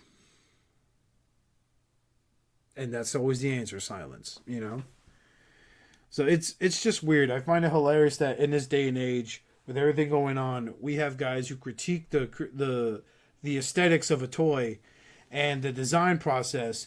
Meanwhile, they have a job that has nothing to do with what they're talking about. Yeah. You know, like I'll say it. I talk about aesthetics of toys, but I don't make my opinion to be the final word. Blah, I can't talk. I support a debate of any kind. Let me hear your side as long as you're willing to hear mine. You know, because at the end of the day, I'm a guy that just works. I'm a warehouse supervisor. You know, like I don't have a degree in engineering or anything like that. You know, if I want to take someone's word for gospel when how something ought to be created, I'll listen to T2RX6 Justin because he has a degree in engineering and he does make his own shit sometimes. So Right. that's you know that's the good part there. Mm. Wow, it's almost 11 o'clock. So let's wrap this up because I need my beauty sleep, and by that I mean stay awake for another hour watching some of your stuff and another video I have saved on watch for later. Such a mark, I swear. Yeah, I want to thank you for coming by and joining me tonight, Ron. I want to thank you so much for inviting me on. Like, this is the first time I've been interviewed, and this rocked. I had so much fun just going back and forth and cutting up, and we got a little bit deep there at one point. But then it was so much fun. I had so much fun. Oh yeah, I did too, man. It's great talking to you, dude. We have to do this again. I got to get you on All Hail Unicron show. And hopefully Robert won't scare you away with talking about shoving figures up his butt. It's a thing. It's what he does. Not really. It's just a joke, I mean. But I'd love for you to meet the other guys. You could take, you know, so they could get your take. And, you know, I've been shelling your videos in our private chat to the point where I'm pretty sure one of them's rolling their eyes at it because that was their reaction. I won't say their names. Richard, you did that. That was you. All you bastard. But... It's like everyone has the thing like Robert, you know, Robert D is a real life attorney. You know, Justin works for the government. You know, Richard has a job, I believe, in sales or something like that. But I joke by saying he's the only cast member that's in crippling debt in six figures because he just keeps pre-ordering everything. You know, whether he could afford it or not. He's the only guy that could get a place like the Chosen Prime to take his Diners Club card as payment, but he made it happen because he really needed another Metroplex. But yeah, so on behalf of me and the guys at Oh Hell Unicron, thank you for your time, Ron. It was great. I'm holding my hand out in front of the monitor like you're going to shake it. Thanks for coming on, man. I had a great time talking to you, dude. And in all seriousness, I love what you do. Keep it up. You know, don't give up on your education, you know.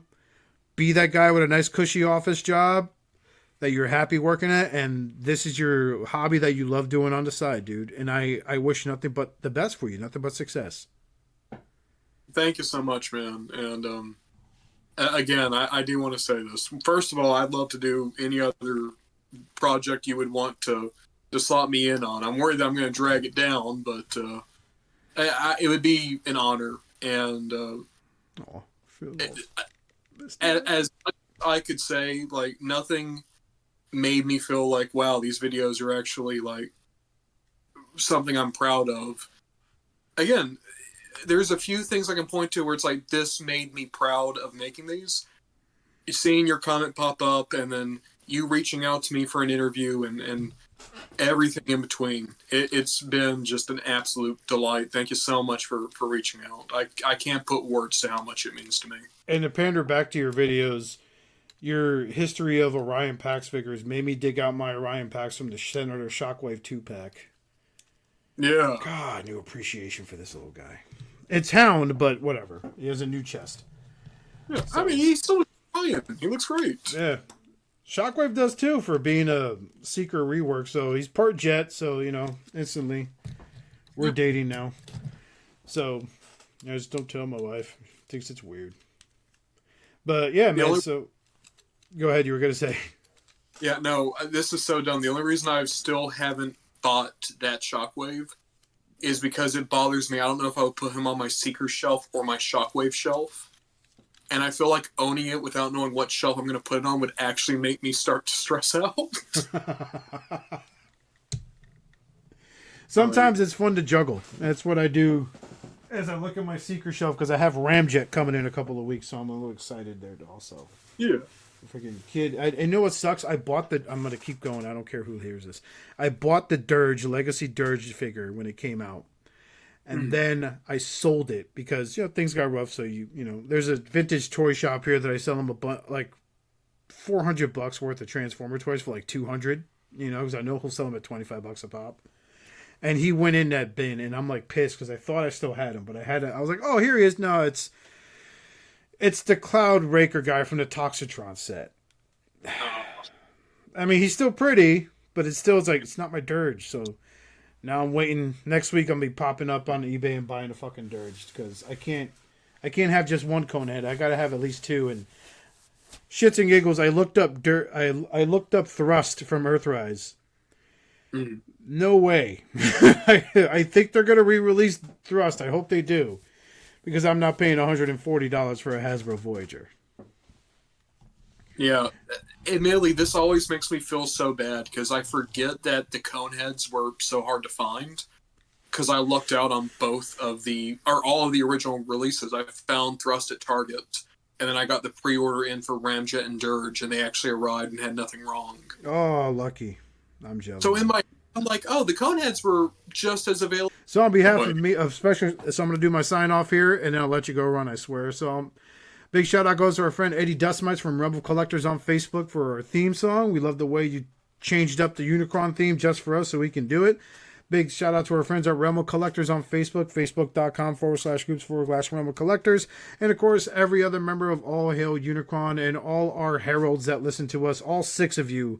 We want to thank you for behalf of me, my new good friend Ron, because we're friends on Discord. That means I'm getting a tattoo of your name on my neck.